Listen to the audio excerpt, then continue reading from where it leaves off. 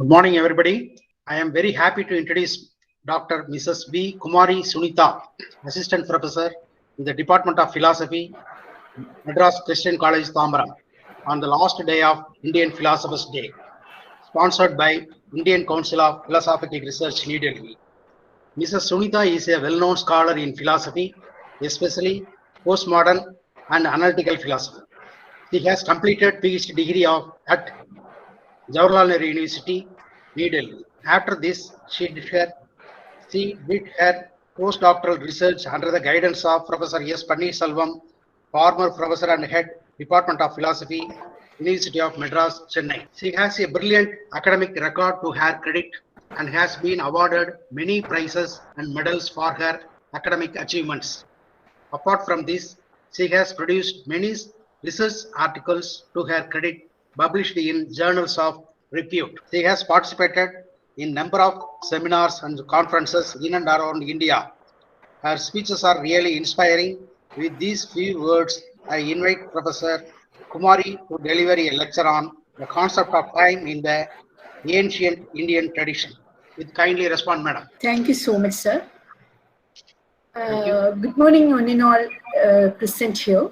At first, I express my sincere gratitude to Dr. Ravikumar, the head, the Department of Philosophy, Madurai Kamaraj University, for inviting me for this national webinar series in collaboration with Indian Council of Philosophical Research on the occasion of Indian Philosophers' Day. I know Dr. Ravikumar from 2003 when he was working at the University of Madras. Unfortunately, we lost contact, but got connected now after 19th July 2021. At the outset, I'm not specialized in Indian philosophy. This is an attempt to engage with and explore the possibilities in Indian philosophical tradition. Today, I will be speaking on the topic entitled The Concept of Time in Ancient Indian Philosophical Tradition. We are all familiar with modern Occidental tendency to see all things in an historical context, thought, being, etc. Most of the time, time is defined as the continued progress of existence and events in the past, present, and future regarded as a whole. Time in physics, defined by its measurement. Time is what clock reads. It is an instance of something happening or being done. For example, my lecture started at 10 o'clock.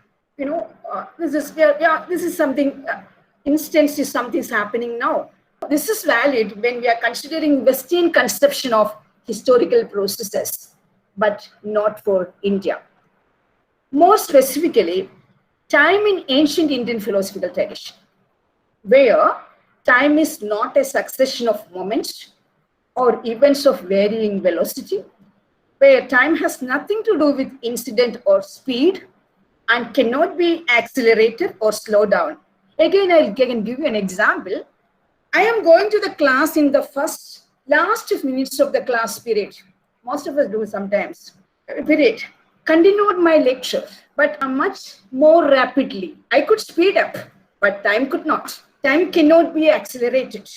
Speed is in things and not in time. Time cannot even be measured by motion that occurs in it. But if it is not a succession, if it is not a quantity, if it is not a velocity, or not an acceleration, if it is not measurable, then what is it? I believe that time is one of the mysteries to mankind. The problem of time has puzzled the bits of thinkers in every age. Modern culture has succeeded in convincing most of our contemporaries that time is not elusive. Not only Newton or Einstein or Roger Penrose or Stephen Hawking, but also Vedic rishis, biblical writers, Shankara, Aristotle, Wittgenstein, Heidegger have an idea of what time is and the essence of time as well. It is not my attempt here to remove all tangibles of the time problem, but attempt here is to only analyze time in ancient Indian tradition. We all know that the nature, function, and the importance of time differs from school to school in Indian philosophy. In the ancient Indian thought, there is not much mention of time, and when mentioned, is made to occupy a supreme place, sometimes even above God. In the Vedas, we find several words to designate time. Ayus, lifetime, lifespan. In the Vedas, unit of time is the day, which is the center of all experience of time. Also, one can see the idea of relationship between time and act of worship. In the Atharva Veda, it is said that time produces all things, even the Prajapati. All things exist in time, and time is the God of all. Time produces all creatures. The universe has been set in motion by time. It produces Prajapati, who creates the universe. Therefore, time is said to be the ultimate cause of all things. Further, two types of time are distinguished in Maitri Upanishads as well. One is the primordial time, which is prescribed as the timeless time and formless time, formless form. Such time is said to be unmeasurable. The other type is a measurable form. Measurement is possible with reference to the movement of the sun. So, the later type begin only with the creation of the sun. Brahman itself is said to take these two forms and based on time.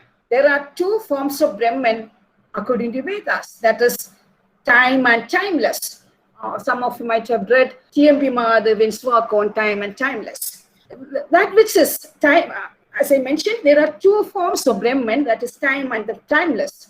That which is prior to the sun is the timeless and without parts, but that which begins with the sun is time which has parts. The same train of ideas seen in Bhagavad Gita and Puranas as well. In Gita, the blessed Lord says, I am the mighty world-destroying time, here made manifest for the purpose of unfolding the world. I alone am the exhaustible time, unquote. According to Shiva Mahapurana, the real essence of Kala or time is the energy of Shiva. Kala, therefore, cannot be outstripped by any form whatsoever. It is, as it were, the ordering power of God. The Kala, thus, is an energy of God that emanates from Him and pervades all things. For this reason, everything is under the domination of time. Thus, in the early philosophical speculations, time is either identified with God or is made to be a power of God emanating from Him and being vital for the world of things coming into existence. A systematic view of time is expounded mainly by the grammarians, Buddhist and Nyaya Vaisheshika thinkers. The grammarians hold that the Shabda or word is the ultimate principle of reality. It is called as Shabda Brahman or the eternal verbum. Time is a Shakti or power of the Shabda Brahman and is known as Kala Shakti. The grammarians are monists, so Kala Shakti is not separate and independent of Shabda Brahman. Though Kala Shakti stand in relation of a substance and attribute, yet they are essentially identical and different from each other. In fact, the two may be regarded as two moments or aspects of one and the same reality. The Kala, for some Kashmiri Shaivism, I remember, Kala is considered, that explains Kala as God, as God. As a matter of fact, the Shabda Brahman has several powers or Kalas, and they are all identical with it. However, of all the powers of the Shabda Brahman, Kala Shakti occupies the highest place.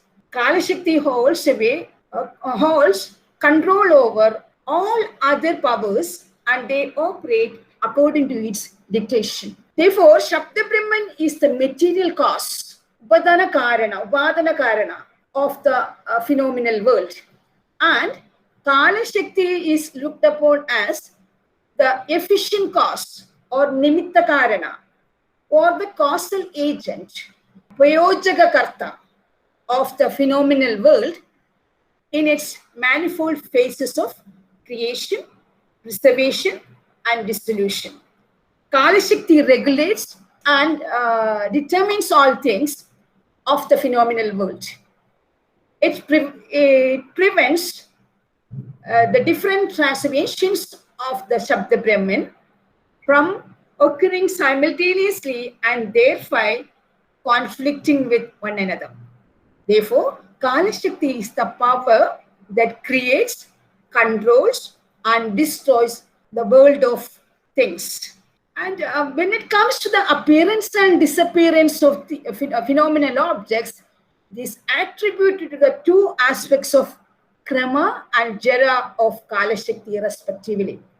These aspects are eternal as Kala Shakti. The grammarians points out that due to the functioning of Krama and Jara in the phenomenal world, we get the characteristics of succession of sequence, and there is coexistence of objects also.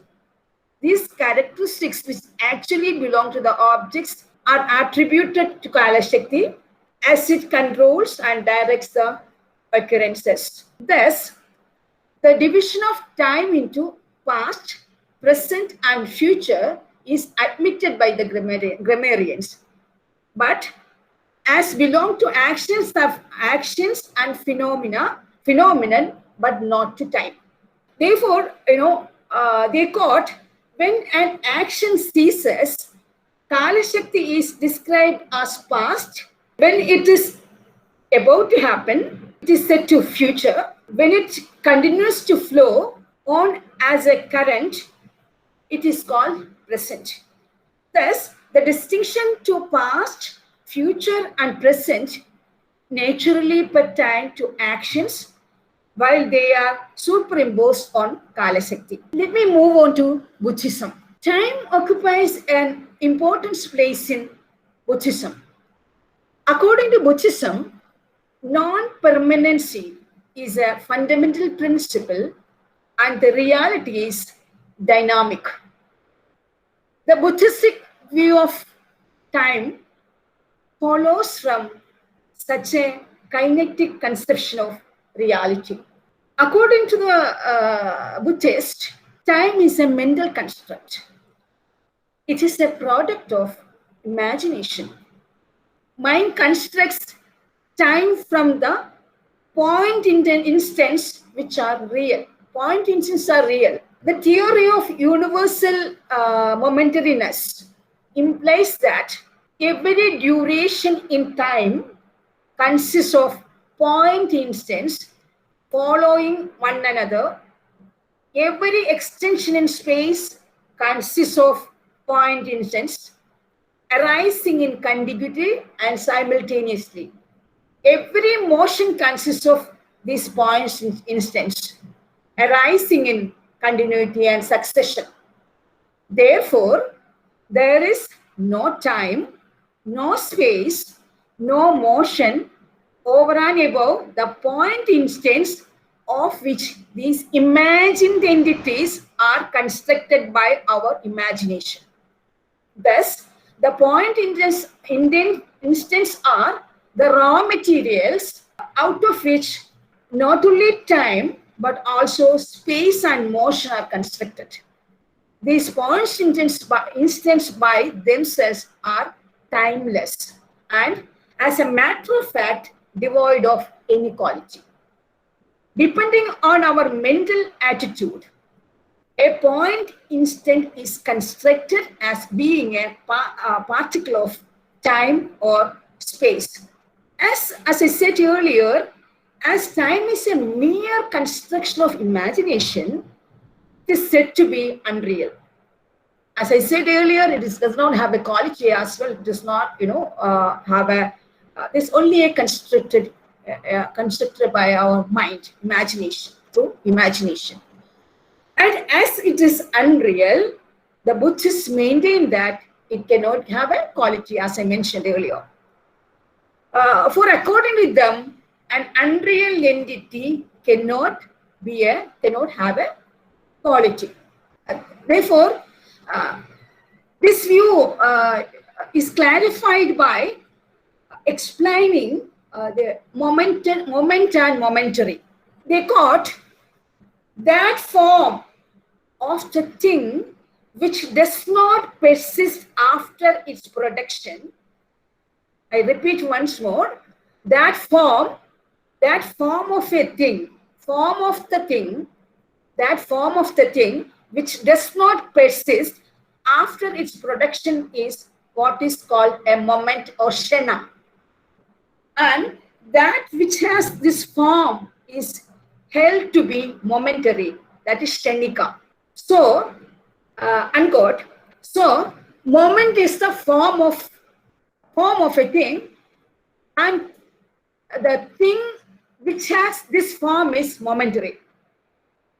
So, the time is derived from the moments. It is quite different from them. All existent things are momentary. A moment is also existent and momentary. An existent thing or moment is destroyed immediately after it has come into existence. But time is not thus destroyed, or it is not an existence, does not have a quality. Thus, time is shown to be unreal and a mere imagination and mere construction of our mind through imagination, or it is a mere construction of imagination. Hence, time does not have a quality. This is the view of the Buddhist, but there are Sarvashtivadins, realist in Buddhist, among the older Buddhists, who hold the theory of continued existence of things as opposed to momentary existence. And according to them, the object is different from the modes of past, present, and future. And some others holds the view that an object is less or more past, present, or future, which continues to exist through all these stages. And some others holds the view that past, present, future are all real. The present has its roots in the past and its consequence in the future. Let me move on to Nyaya-Vaisheshika. In the Nyaya-Vaisheshika system of philosophy, time is considered to be a substance. Time is one of the ultimate dravyas. According to the Nyaya-Vaisheshikas, dravya or substance can be material or non-material. We all know they mentioned about 9 categories. Out of the ultimate dravyas, which they formulate, earth, water, fire, air, and akasha are material, and remaining 4, time, space, self, and manas are non-material substance. So, according to them, time is non-material. Time is a substance, and time as a substance is obtained by inference, which is based on the conception of causality. They argued that an effect should have 3 types of causes. That is summaric. Otherwise, I'll leave it here. There's 3 types of causes. And according to the Nyaya-Vaisheshika, time is not concrete. Concrete is the material in which the qualities of taste, smell, that is sensible qualities, inhere. Time cannot be perceived by any sense. Therefore, time is said to be not concrete. It's not concrete. Further, concrete is something which has an action or it acts. Time does not act. It is a passive substance. It is a sort of receptacle. Time is not a concept, and it is not universal as well.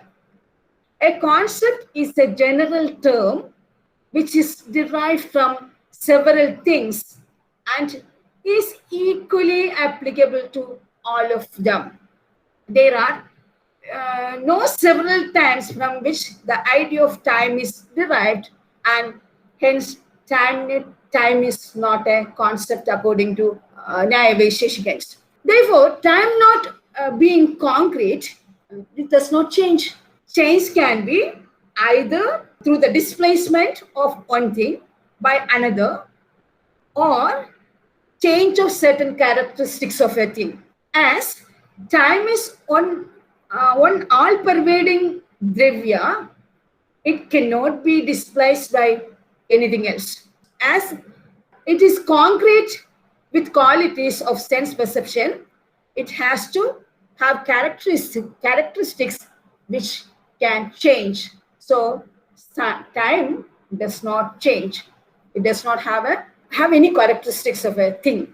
Therefore, time is the cause of all things that are produced and is considered to be the substratum of the universe. Substratum, of course, does not mean the material substratum here. It only means that all produced things are in time, and everything beats a temporal reference, namely past, present, and future. So, time as a cause should not be understood as the time being active. As all dravyas are, time is also real according to Nyaya Vaisheshikans. According to Nyaya Vaisheshika, the produced things like the jar, which have a beginning, have an end as well. In such a case, a jar is not permanent. Time is not produced like a jar, and hence it has neither as a beginning nor an end. Produced things are transitory, whereas ultimate substances are permanent and real. The Nayayikas accept the three aspects of time, namely past, present, and future. But hold that the past and future are determined in relation to the present. The existence of the present is arrived at with reference to cognition. The question is raised: if there is no present, how can we recognize anything directly? And as a whole that we recognize the objects directly, they maintain that the present is beyond doubt. For in the absence of the present, all things would only be either in the past or in the future, and so will not be available for cognition. The past and the future are related to the present. For if the present does not exist, the past and future also will be non-existent. Past and future are not directly related. They are related to the present only. In the Nyaya Vaisheshika system, time is distinguished from space. And space are considered to be two different dravyas. However, they admit common points between the two.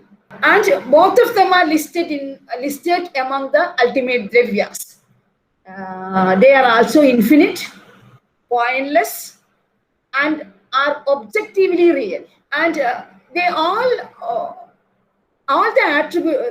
They host all the attributes of space and time. And time and space either are time and space and either are shown to be the same individual as the supreme soul of God or Ishvara. However, the consensus of opinion among the Nyaya Vaisheshika is time is an external entity.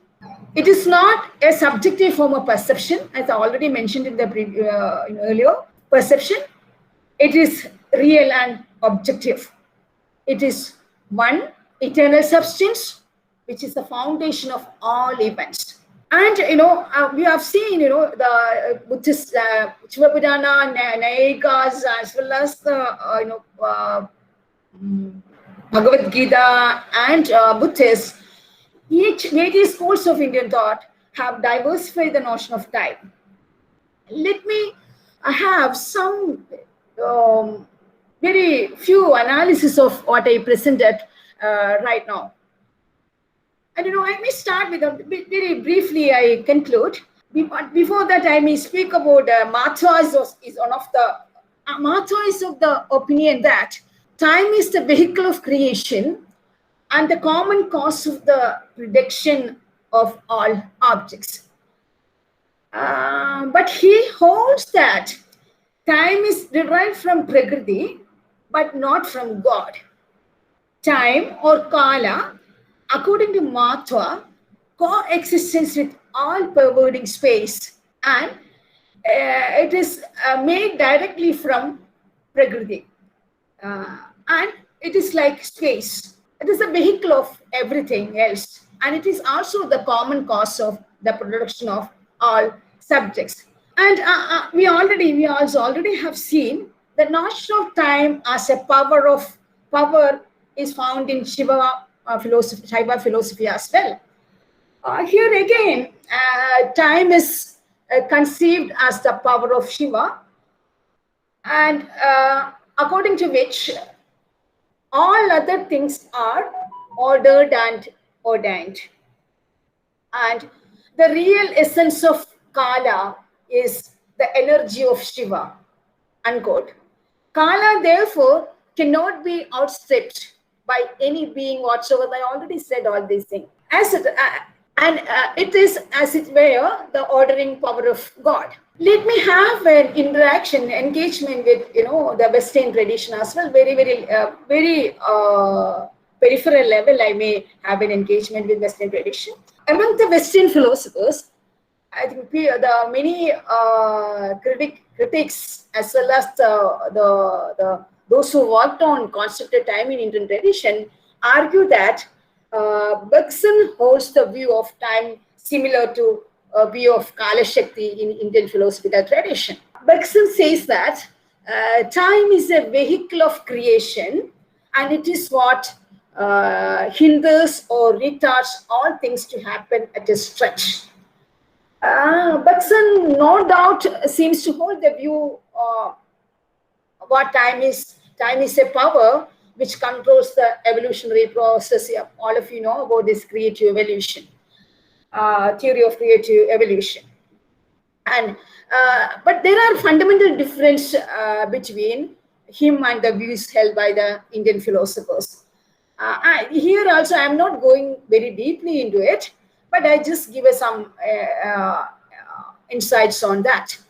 Bergson identified time with change, while in Indian philosophy, time and change are distinguished from one another. The former being the power and which bring about a change. And there are again consensus among the opinion again the critics and those who investigated the concept of time in Indian tradition, who hold that time is a power, is that time is derived from Brahman and identical with God. Time operates only under the direction of God, and God is not bound by time, whereas God is alien in Bergson's metaphysics. And again, moving to Buddhism, we find that the Buddhists hold the point instance. I was continuously listening. The point instance alone are real, and time is unreal, and is an imaginary, construction of our imagination. And objection is being raised that if time is a mental construct and has no reality, it does not have a quality as well, as I mentioned. The point instance are also fictitious or also fictions and mathematical conveniences. But Buddhists replies that the shortest time, the mathematical point instant, is something real, because according to them, time is a construction and the point instants are real. The point instants are real, that is a mathematical constraint. Point instance is a mathematical construct, is something real, since it is established by science. The astronomer develops time, or makes it through the basis, makes it on the basis of all computations.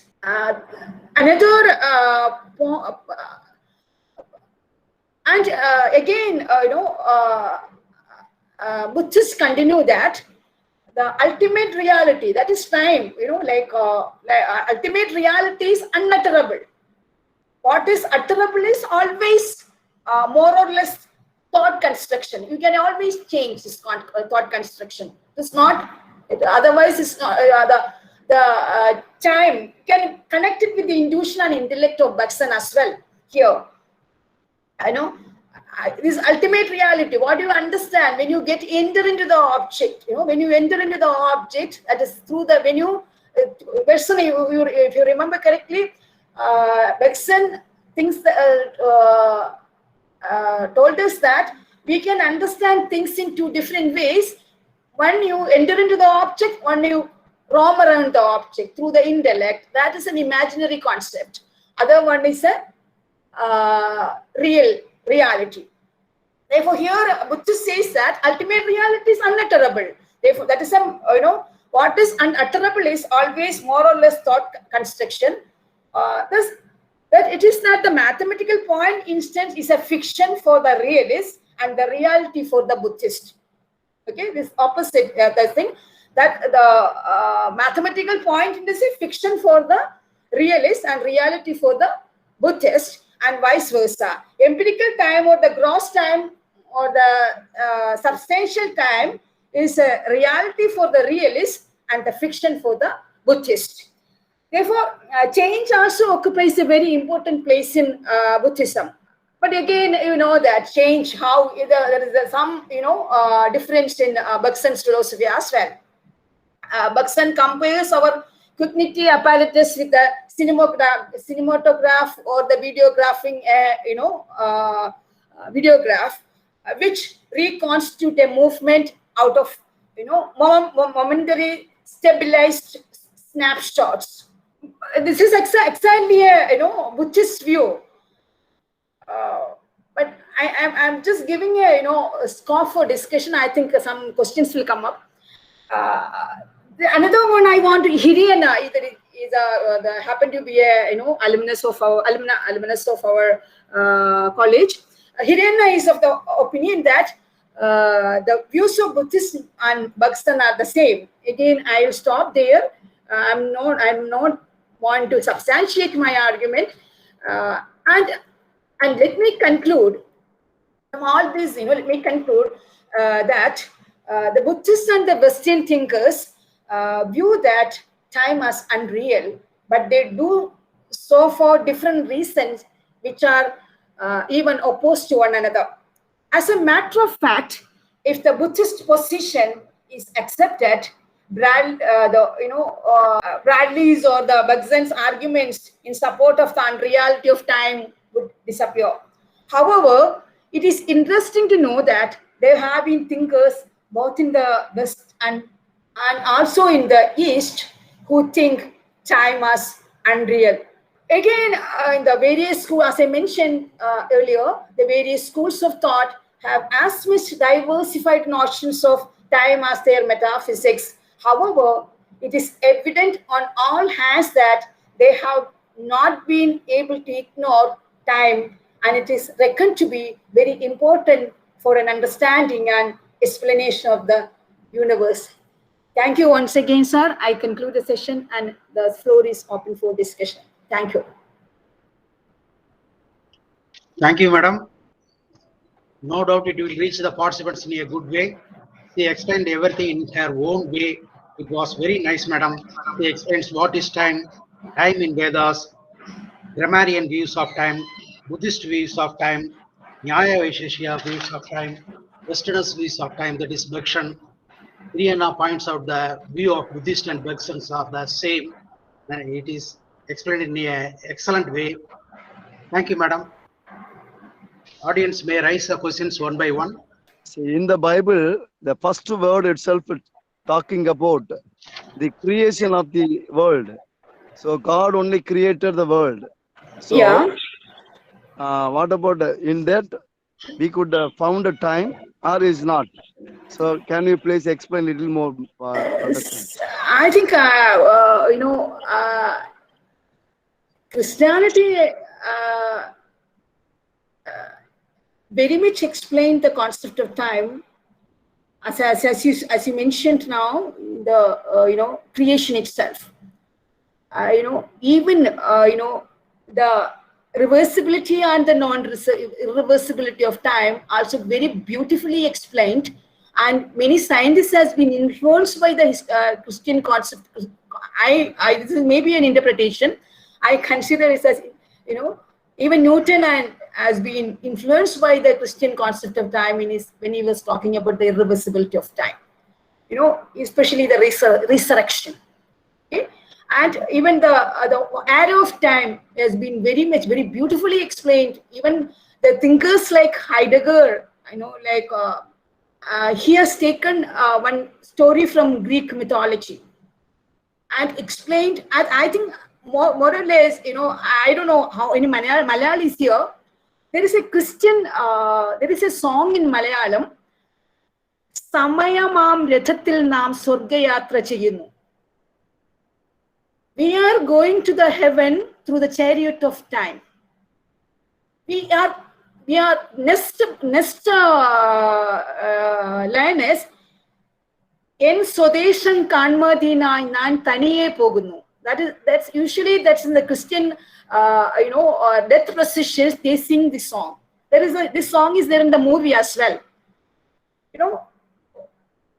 As I mentioned, it's very beautifully without the Christianity. Christianity is even many philosophers have been influenced by Christianity, and unlike Indian philosophies, the religion is not directly embedded in philosophy, but they have taken insights from Christianity and developed the religion, the concept of even scientists. Not only I'm talking about philosophers, scientists developed the concept of time. Going back to the Newton's time, irreversibility. I think I have my postdoctoral research is on concept of time, and that is on concept of time and history in Heidegger's philosophy, a critic. That's what. There I studied religion as well. There, if you permit, I think I have that particular readout. I think let me check it whether it is not in the, especially on resurrection. I mentioned something on resurrection, how it has been influenced by many, even Newton. That's what otherwise I'll leave it. I can send you the my views on that as well. And I will tell you that China, while explaining the China shop, Newton, and there you can connect it with the Christianity very beautifully. You can resurrection, especially connected with the Christianity resurrection, and even creation, any creation, as you mentioned in the creation. I will give you a very brief story as given by Heidegger has taken a story from Greek mythology, that is care, inner organizing principle of the human being. Care is crossing a river. She saw some clay. She's taken that clay and made a form out of it. And suddenly Jupiter appeared, and Care asked bestow spirit on that form which she has been made. and Jupiter has given a spirit on the clay, spirit on the form which is made by Kea. Then Kea asked Jupiter, can I name her as Kea? Then Jupiter said, no, this is formed by me, therefore my name has to be given. Then immediately Earth came out and said, this is made up of me, therefore my name has to be given. There is a dispute between Earth, Jupiter. Suddenly time appears. Saturn appears and said that, see, when time comes, when you die, at the time of death, the Earth will get its part, the Jupiter will get his spirit, and when this continuously known as, because there is a dispute between among all of you. This is known as humu. It has come from the humus. Therefore, it is known as. This is the human beings also originated again. Another interpretation of creation.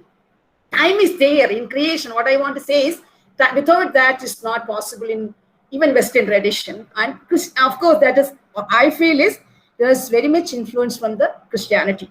Okay, thank you, ma'am. Welcome. Welcome. The question is now, madam, you have presented it very neatly. I really appreciate that your presentation in various forms and means. But unfortunately, you are not mentioned about the Hinduism, the time, the Kala is personified. That is Yama. Just we have regularity of day and night. So not concrete, but real. Time is not a concept. Time does not change. Yes, Buddhism says time is... let me complete. Yeah. Buddhism says time is only imagination. If so, in modern times, kindly clarify how a prisoner is awarded imprisonment based on time. Supposing, for instance, one fellow commits a murder, he becomes a criminal. He's been, punished, reprimanded by the judge, and he's awarding 35 years of period as time. Based on what time? If you say that Buddhism says time is only imagination and not real, time is derived from Prakriti but not from God. Time is power according to Indian tradition, according to Bergson. Please kindly clarify. There are a lot of confusions existing in my mind. I am sorry to say that. Perhaps you may be aware of it, but please clarify. I understand your explanation. Question I didn't understand. What is the position I am taking? What is the position I am taking, or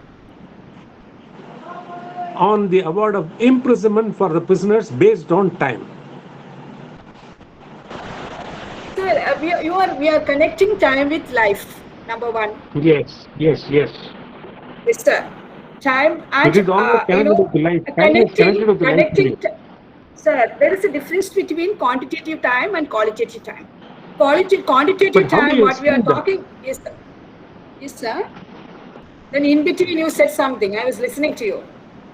No. So there is a difference between quantitative time and the qualitative time. I am speaking about the quantitative as well as qualitative. Excuse me. I am speaking about the empirical reality, which is known as Vivekananda Satta, wherein the time is measured in terms of minutes, seconds, and hours, and also as per the Gregorian calendar, years. How a prisoner is, awarded imprisonment based on number of years. On what basis?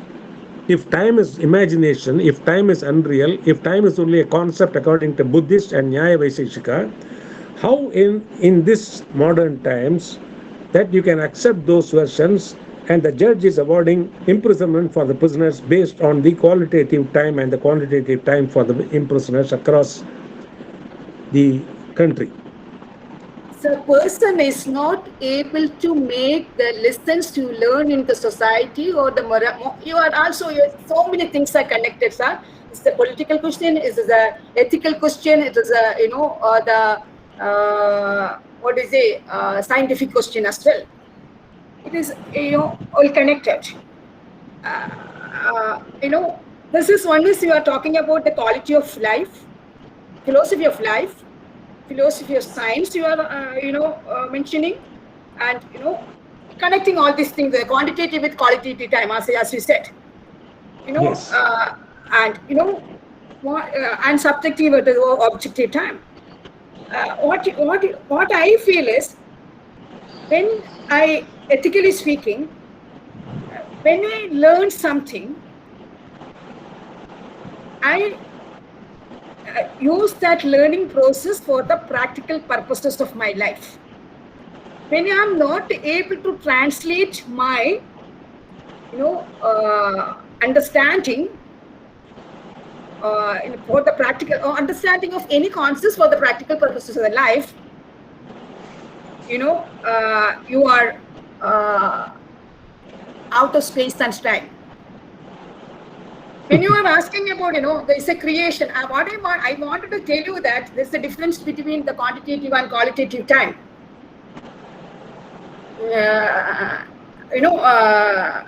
Qualitative and quantitative time. The distinctions made, one on the Westerners, on the other hand, there are people who emphasize on the qualitative time, but on the other, from the existentialists and phenomenologists, they emphasize on the qualitative time, even Heidegger, some points, they are influenced by the Newtonian influence of time as well. How they are making the dualities, that's not done as an embodied learning, embodied process. That you are not able to do the embodied, taking everything in together. Even this division, the dichotomy is a problem. That's what I understand. And yeah. No. Yes, sir. Please continue. I will. Sorry, the question is based on, I said very clearly about the empirical reality that is based on the Kali Yuga. Okay, I suppose I am very clear about it. We are all living in the Kali Yuga. So the time is there. But when you compare this with the Brahma years, then it has got no relevance. But in the Kali Yuga, in the empirical reality, we are taking time which is not constant, which is changing always. So the judge is awarding the prisoner based on the empirical reality only, but not on the eternal reality. Eternal reality no one can give, only Lord Yama can measure about our fate of time. That is what, there is a big difference between these two. But my question is, how a judge is awarding the time? Sir, my approach here is not to make the distinction between the scientific time and the Indian. My title, my mention that there's an ancient perception of time. I want to tell others that there are considerations and conception of time in the earlier ancient time as well. Number one. Number two, when you are talking about that, you are connecting with the empirical reality. Of course, Kali Yuga, when you are having I don't know, but if you know, you can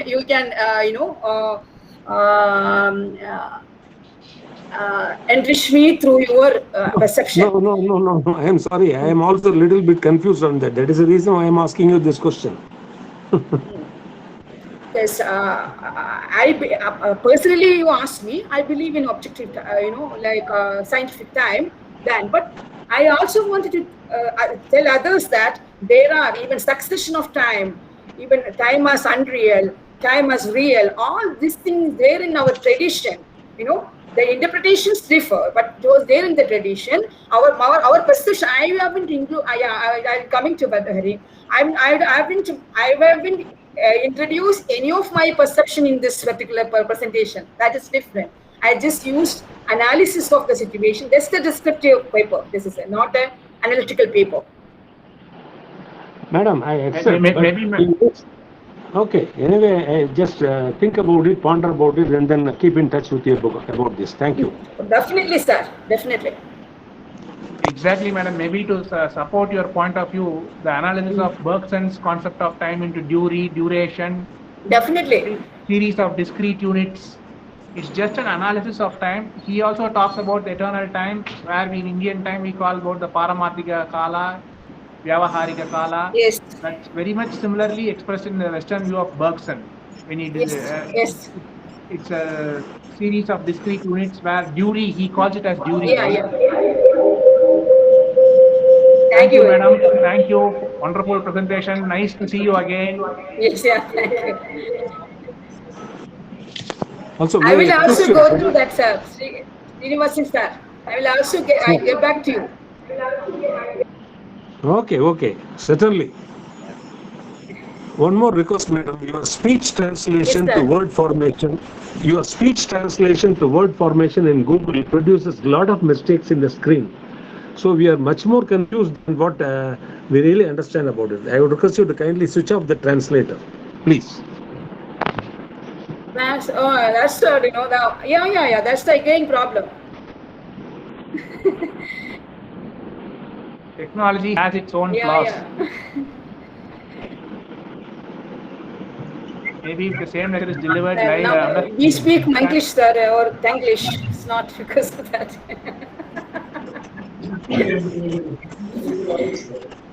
Thank you, all of you.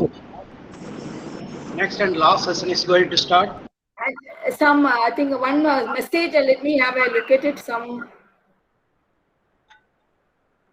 It's my pleasure to introduce my friend and the staff member of Bumbuar College, Malayu, on the last day and last session of Indian Philosophers Day.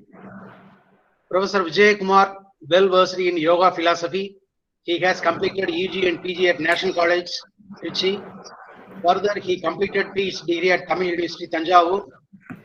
I am proud to say he is a product of National College, Trichy. He has been awarded many prizes and certificates for his academic achievements. During his period in research at Tamil University, he has organized national level seminars and conferences. He is a remarkable scholar in Tamil. His speeches are really interesting. கல்விக்கு அதிபதியான சரஸ்வதி தேவி இவர் நாவில் குடியிருப்பதாக சொல்வர் பலர். நாமும் இவர் சொல்லாடலில் இணைவோம். I think he is sitting in the temple also. Now I invite Professor Vijay to deliver a lecture on philosophy of yoga. உயிர் கொடுத்த தாய்க்கும் ஒரு கொடுத்த தந்தைக்கும் என்று ரத்த நாளத்தில் நித்தம் வாழுகிற சுத்த தமிழுக்கும் முதல் வணக்கம். இந்த அவையை அலங்கரித்துக் கொண்டிருக்கக்கூடிய இணைய வழியில் அலங்கரித்துக் கொண்டிருக்கக்கூடிய அத்துணை பேருக்கும் மறு வணக்கம். இனிதான் என் உரையினுடைய தொடக்கம். கல்வி கண் திறந்த காமராஜர் என்பார்கள். இன்றளவும் தமிழகத்தின் மிக பெரும் ஆளுமையாக, தமிழ்நாட்டின் முகவரியாக, நேர்மையின் சின்னமாக, எளிமையின் இருப்பிடமாக வாழ்ந்து இன்றளவும் மக்கள் மனதில் வாழ்ந்து கொண்டு இருக்கக்கூடிய, நீங்காமல் நம் நெஞ்சத்தில் வாழக்கூடிய கர்ம வீரர் காமராஜர் அவர்களின் பெயரால் அமைந்திருக்கக்கூடிய ஆற்றல் சார் பல்கலைக்கழகத்தின் ஆற்றல் சார் புலமாக விளங்கிக் கொண்டிருக்கக்கூடிய மனிதநேய சிந்தனை புலத்தில் இயங்குகிற சைவ சித்தாந்த துறை வழியாக நடத்தப்படக்கூடிய இணையவழி கருத்தரங்கத்தினுடைய ஒருங்கிணைப்பாளர், சைவ சித்தாந்த துறையினுடைய தலைவர் அவர்களுக்கு என் பணிவான வணக்கத்தை, நன்றியுடன் கூடிய வணக்கத்தை சமர்ப்பிக்கிறேன். அதற்கு முன்பாக இந்த பல்கலைக்கழகத்தினுடைய மாண்புமை துணைவேந்தர் அவர்களுக்கும், மதிப்புயர் பதிவாளர் அவர்களுக்கும், பல்கலைக்கழக நிர்வாகத்திற்கும் முதற்கண் வணக்கத்தையும் தெரிவித்து மகிழ்வதில் மகிழ்ச்சி கொள்கிறேன். இப்படி ஒரு வார காலமாக இணைய வழியில் தத்துவ பேராசிரிய பெருமக்களை கொண்டு, தத்துவ ஆர்வலர்களை கொண்டு மாணவர்களுக்கு பயனுறும் வகையில் இந்த ஊரடங்கு காலத்தில் இப்படி ஒரு ஆற்றல் சார் பல்கலைக்கழகத்தில் அறிவுசார் நிகழ்ச்சியை தொகுத்து கொண்டிருக்கக்கூடியவர் பேராசிரியர் ரவிக்குமார் ஐயா அவர்கள். அவர்கள் தேசிய கல்லூரியில் என்னுடைய முன்னவர், எளிமையின் இருப்பிடம், அமைதியாகவும் எளிமையாகவும் இனிமையாகவும் அனைவரிடத்திலும் பழகக்கூடிய மிகச்சிறந்த பண்பாளர். அவர்கள் நடத்தக்கூடிய இந்த இந்திய தத்துவ கழகத்தோடு இணைந்து நடத்தக்கூடிய இந்த இணையவழி கருத்தரங்கத்தில்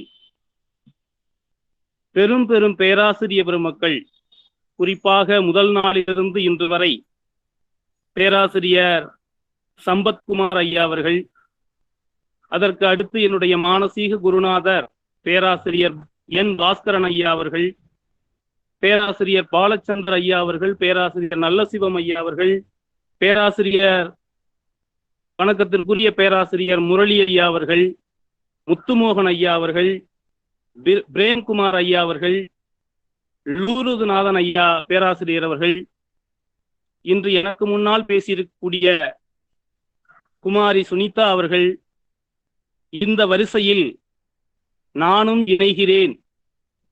என்னையும் பேராசிரியர் ரவிக்குமார் ஐயா அவர்கள் இந்த வரிசையில் தான் விஜயகுமார் அவர்களும் வந்து கொண்டிருக்கிறார், வளர்ந்து கொண்டிருக்கிறார் என்று என்னை அடையாளப்படுத்தியதற்கு மீண்டும் பல்கலைக்கழகத்திற்கும் சைவ சித்தாந்த துறைக்கும் குறிப்பாக எனது முன்னவர் ரவிக்குமார் ஐயா அவர்களுக்கு மீண்டும் என்னுடைய பணிவான வணக்கத்தை சொல்லி, இந்த இணைய வழியில் இணைந்திருக்கக்கூடிய அத்துணை தத்துவம் சார்ந்த பேராசிரியர் பெருமக்கள், பிறதுறை பேராசிரியர் பெருமக்கள், மாணவர்கள், தத்துவ ஆர்வலர்கள் அனைவருக்கும் என் பணிவான வணக்கத்தை மீண்டும் மீண்டும் சமர்ப்பித்து, பிலாசபி ஆஃப் யோகா, யோக தத்துவம் என்கிற தலைப்பில் எனக்கு தெரிந்த சில கருத்துக்களை உங்கள் முன்னால் பகிர்ந்து கொள்வதில் மிகவும் மகிழ்கிறேன். இன்றைக்கு ஆடி மாதம் 2ஆம் வெள்ளிக்கிழமை. அப்படிப்பட்ட ஒரு நன்னாளில் இந்த வாய்ப்பு எனக்கு கிடைத்திருக்கிறது. நண்பர்களே, உலகத்திற்கு ஒவ்வொரு நாடுகளும் அந்தந்த நாட்டினுடைய அறிஞர் பெருமக்களும் இந்த உலகிற்கு பல்வேறு கொடையை வழங்கி இருக்கிறார்கள். அப்படி வழங்கி இருக்கக்கூடிய வகையில் இந்தியாவும் இந்த உலகத்திற்கு பல்வேறு விதமான கொடைகளை வழங்கி இருக்கிறது. அதிலும் குறிப்பாக நம்முடைய முன்னோர்களால், ஞானிகளால், யோகிகளால், அருளாளர்களால், சிந்தனையாளர்களால் இந்தியாவிற்கு எண்ணற்ற அறிவு பொக்கிஷங்களை அடையாளப்படுத்தி இருந்தாலும், அதனால் இந்த உலகம் பயன்பெற்றுக் கொண்டிருந்தாலும், அதையெல்லாம் விட மிகச் சிறப்பாக ஒன்றை இந்த உலகத்திற்கு எக்காலத்திற்கும் பொருந்தும், எக்காலத்திற்கும் பயன்படக்கூடிய ஒன்றை நமக்கு வழங்கி இருக்கிறார்கள்.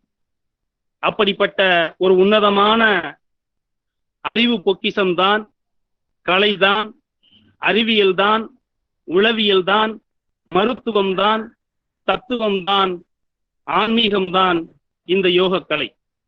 இப்படி கலையாக, அறிவியலாக, மருத்துவமாக, உளவியலாக, தத்துவமாக, ஆன்மீகமாக அல்லது வாழ்வியல் ஒழுக்க நெறியாக நம்முடைய இந்தியா பண்பாட்டிலே உயர்ந்து விளங்குவதற்கு, நம்முடைய இந்திய மாணவர்கள் ஒழுக்கத்தோடு விளங்குவதற்கு, உலகமெங்கும் இந்திய மாணவர்கள் அறிவுசால் மாணவர்களாக, ஆற்றல்சார் அறிஞர்களாக விளங்குவதற்கு அடிப்படை காரணமாக இருக்கக்கூடிய ஒரு வாழ்வியல் ஒழுக்க நெறியை இந்தியா இந்த உலகத்திற்கு வழங்கி இருக்கிறது என்று சொன்னால், நாம் எல்லாம் இந்தியர்களாக இருப்பதில் மிகவும் மகிழ்ச்சியும் பெருமையும் கொள்ள வேண்டும். அப்படிப்பட்ட இந்த யோகக்கலையை இந்தியாவில் வாழ்ந்த நம்முடைய முன்னோர்கள் வழங்கி இருக்கிறார்கள்.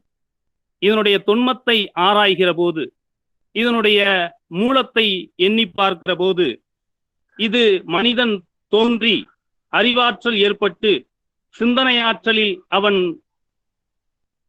பரிணாமிக்கிற போது அப்பொழுது இருந்தே மனிதனுக்கு ஒரு ஒழுக்கம் ஏற்பட்டிருக்கிறது. அப்படி இந்த பிரபஞ்சம் முழுக்க வாழ்ந்த மனிதர்களினுடைய அந்தந்த பகுதியில் வாழ்ந்த மனிதர்கள் அவரவர்களுக்கு ஏற்பட்ட சிந்தனையின் வாயிலாக பல்வேறு ஒரு ஒழுக்க நெறிகளை, பண்பாட்டு பல்வேறு வழிமுறைகளை கடைபிடித்தார்கள். அப்படி உலக நாடுகள், இந்த பிரபஞ்சம் முழுக்க அந்தந்த பகுதிகளில் வாழ்ந்த மக்கள் தொடர்ச்சியாக பின்பற்றிய பழக்கங்கள் அந்தந்த மக்களினுடைய பண்பாடாக, அந்தந்த மக்களினுடைய மரபாக, அந்தந்த மக்களினுடைய அறிவுசால் மரபாக உருவெடுத்தது.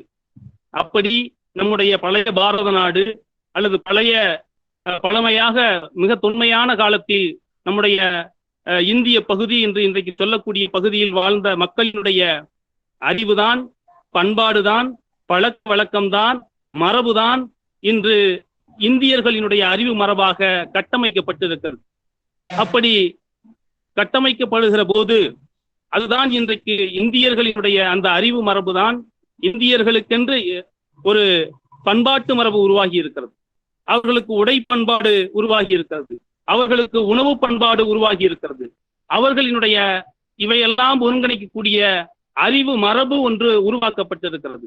அப்படி உருவாகி இருக்கக்கூடிய அந்த அறிவு மரபுதான், அந்த சிந்தனை மரபுதான் தத்துவ மரபு என்று நாம் கட்டமைத்திருக்கிறோம். அப்படி கட்டமைக்கப்பட்ட அந்த இந்தியர்களுடைய தத்துவ மரபுதான் இன்றைக்கு இந்திய தத்துவ மரபாக கட்டமைக்கப்பட்டிருக்கிறது. அப்படி கட்டமைக்கப்பட்ட இந்த இந்திய தத்துவ மரபிலே பல்வேறு பிரிவுகள் இருக்கிறார்கள். பல்வேறு பிரிவுகளைத்தான் இந்திய தத்துவ மரபு வேதத்தை ஏற்கக்கூடிய தத்துவ மரபாக இந்த இந்திய தத்துவ மரபை கட்டமைக்கிற போது, இந்தியர்களினுடைய அறிவு மரபை கட்டமைக்கிற போது, இந்தியர்களினுடைய அந்த அறிவு பொக்கிஷங்களை எல்லாம் கட்டமைக்கிற போது, இந்த இந்தியாவிலே முதலாக தோன்றிய அல்லது முதல் பழமையான தொன்மையான இலக்கியமாக சொல்லப்படக்கூடிய வேத நூல்கள் தோன்றி இருக்கிறது. மனிதனுக்கு அறிவு தோன்றி, சிந்தனை தோன்றி, அதன் மொழி வழியாக இருந்து இனக்குழுக்களாக இருந்த மனிதனிடம் பேசிய அந்த வார்த்தைகள், அவர்கள் உரையாடி கொண்ட உரையாடல்கள், பிற்காலத்தில் அந்த உரையாடல்களினுடைய சிந்தனைகளினுடைய பரிணாம வளர்ச்சியால் ஏற்பட்ட பல்வேறு அறிவுடைய சிந்தனைகள், உயர்ந்த சிந்தனைகள் எல்லாம் பல்வேறு பெரிய அறிஞர் பெருமக்களால் காலம் காலமாக சொல்லப்பட்டு ஒரு காலத்தில் அது தொகுக்கப்பட்டது. அப்படி யோகா என்பது அப்படி மிக தொன்மையான இலக்கியமாக இருக்கக்கூடிய, நம்முடைய அறிவு பொக்கிஷமாக இருக்கக்கூடிய வேத நூல்களிலிருந்து யோக கருத்துக்கள் பல்வேறு இடங்களில் காண கிடைக்கிறது.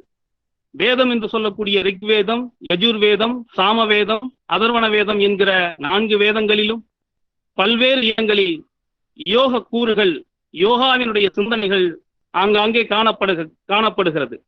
அது மட்டுமல்ல, இந்த யோக கலை என்பது இந்தியர்களினுடைய கலைதான், இந்தியாவில் தோன்றியதுதான்.